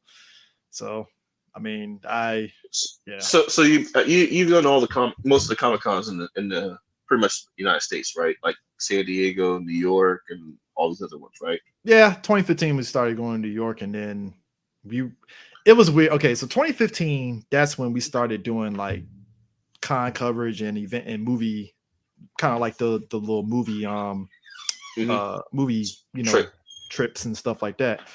And New York Comic Con we went in 2015, and then 2016 we went for one day, but I kind of got tired of New York Comic Con because I was like, whatever. But 2016 we've been doing San Diego consistently every year, and that's like the main one. I heard San Diego was like, all right, so New York is the kind of like the flagship. That's the one that everyone knows, but San Diego's the big one. It's the San Diego is like the more fun one for everyone. Yeah, New York is like New York is fine. It's just San Diego I just like a lot and stuff, but San Diego is definitely a pain in the ass trying to even get tickets for San Diego. It's like insane. But I hear a lot of good stuff about San Diego though. It's fun. It's definitely fun. So as someone who's a tenured con goer, San Diego and Dragon Con are like my last two enjoy as a con goer type cons. Those are the last two in my list as far as like just enjoy. Not as a content creator, not as a panelist, not as none of that. Just go there and have fun. Those if you go, look, I'll say this: if you can go there as Blerd Whiskey, y'all will definitely enjoy it. Because as much as it's work for us at San Diego, it's vacation for me too. At the same time, so it's more like I'm enjoying myself and all the industry stuff that's there, and I'm still working, but it's fun because it's talking to people that I enjoy, the actors and the writers, and consuming the material that they do. Because like going there all those years, that's how we were doing covers for Black Lightning, and that cast, and me and Prime said it, like the cast of Black Lightning is what makes that show enjoyable for us, because like that cast is just great. I love them. Like they got that camaraderie and everything, and it's like top to bottom when you talk to them, especially Crest. Like we know Crest from fucking Living Single. You're Living Single. Yeah, we know him from that. Scooter, yeah, we know him as Scooter. And like he knows we know him as Scooter, and he embraces that shit. Like, hey man, I love it, and I was digging them since day one. So it's like when you go there and you start, especially when you see other Black actors and actresses and stuff, and they see other people from Black outlets there, it's like a boom, boom, boom, connection synergy right there. So might be something I have to talk to the boys about. Yeah. I told Prime that. I mean, Prime had to regulate at a convention some years back, and I'm like, Prime, you should really be like doing. You should really just flex the podcasting aspect to you. I really should, man. I don't know why I'm not. I mean, look, you already got in your title, Captain. Why I say Captain? Doctor Who cosplayer winner here. You know, you should just really flex that and just really go in, be like Doctor Who influencer. I fucking should, because the last con I went to, somebody was like, "You're not in costume." I'm like, "Motherfucker, it's 105 degrees outside." Which is ironic because Prime is always in costume, even at work. I've seen him flex the suits at some points, and I'm like, oh, so you just out here just flexing suits. Basically, like you just over here being a filthy casual while still in cosplay. I got you. Got you. Right. I see it. I see you, Prime. That's what I'm like. Yo, Prime is just going ahead and just be Doctor Who influencer, and I'm like, nobody's gonna question it because it's like it's Prime. Like he can do that. Like I keep saying, I'm like, I am this close to starting a fucking podcast. Like I'm waiting for Chris Chibnall to fuck up one more time. So as like what, Doctor Who podcast? Yeah. This Prime just goes on a rant, and them numbers are gonna blow up. Like, let me tell you what this motherfucker did. I'm like, oh shit. Hey. So let me ask you, man. What's stopping you from right now doing a podcast for Doctor Who? Time, energy, my job. That's fair. Time and energy. I got you on that one. Just record, pre-record, and then post edit later. That way, get 4 or 5 episodes in your pocket. So the next thing you know, you don't have to worry about being specifically on a weekly basis. Just take an hour out of your day, record something, another hour of your day to edit it down. Boom. You might waken a monster there, Cam. You might do that. Hey, that's what I'm here for, man. I'm gonna be what was that? What was that quote from Doctor Who? Something about wolf. But anyway, I'm gonna head out though because I'm actually about to iPad's about to die. Yeah, we're about to wrap up anyway. Yeah. But anyways, that is Comic Book Corner for this week. Like I said, next week we're gonna be at San Diego. Probably be doing live on IG. But before you go, sir, where can people find your stuff with Blerd and Whiskey and all y'all stuff? Blerds and Whiskey. You can find us on YouTube. Literally type in the word Blerds and Whiskey. I made sure of that because I don't like the end part. Because there's no other podcast named that. So boom. Well, actually, sometimes we type in Blerds and Whiskey wants to autocorrect with Beards and Whiskey, which I'm telling them like, yo, we should also capitalize on that name too. But Blerds and Whiskey on YouTube, Blerds and Whiskey on Twitter, Blerds and Whiskey on IG, Blerds and Whiskey on TikTok. Look for all those. You'll find all of our contents. You also will find on a weekly basis Blerds and Whiskey Thirsty Thursday, where me and another co-host, Rick Stroh, we get together and make weird, great, and sometimes tasty drinks. Thirsty Thursdays. Awesome. You already know where you can find me and Prime. We're all Prime more so than me is shit posting on Twitter, and I've been digging the shit posting. So God bless him one day. People take his shit posting seriously, and I'm like, I live you guys don't shit. understand. He is shit posting. He is not serious, or maybe he is serious. I don't know. That's You the never artist know. shit posting. You maybe sometimes I am, maybe I'm not. A lot of truth is said in jest. So yeah, some people that follow Prime are not picking up on that because I think Prime mentioned a couple of weeks ago. It's like, do people that follow me not realize I shit post? Like, they don't. It's crazy as hell. I'm fucking like just because I'm nice doesn't mean I'm not an internet troll. Like what the exactly. Prime has literally trolled the Doctor Who writers, and I'm waiting for them to just block his ass just to see what happens. And then that hasn't happened yet. I'm like, damn. Did you see that one dude when I was posted? And he was like, well, what tokusatsu shows do you watch? And I went, I don't watch that shit. It's for children.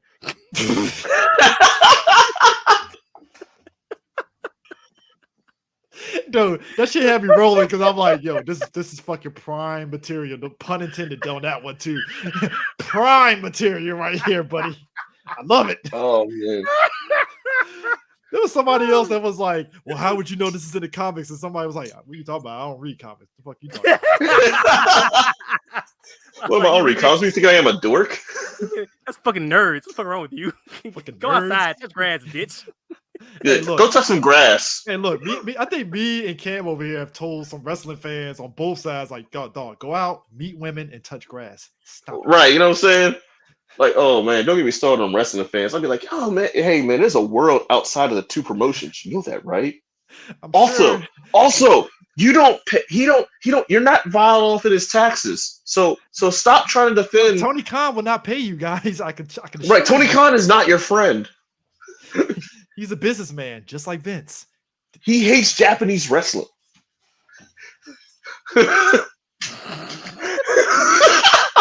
He really does. I'm just telling you right now.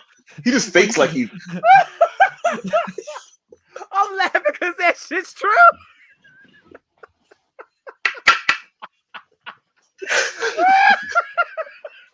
Hey, I got 7% left. We gotta get up. All right. I got 7% left. It's either y'all don't end the show or I'm just gonna cut off unprofessionally because I'm just gonna die. Yeah, guys, we're done. All right. We'll see you next time. I'll be that's in, y'all.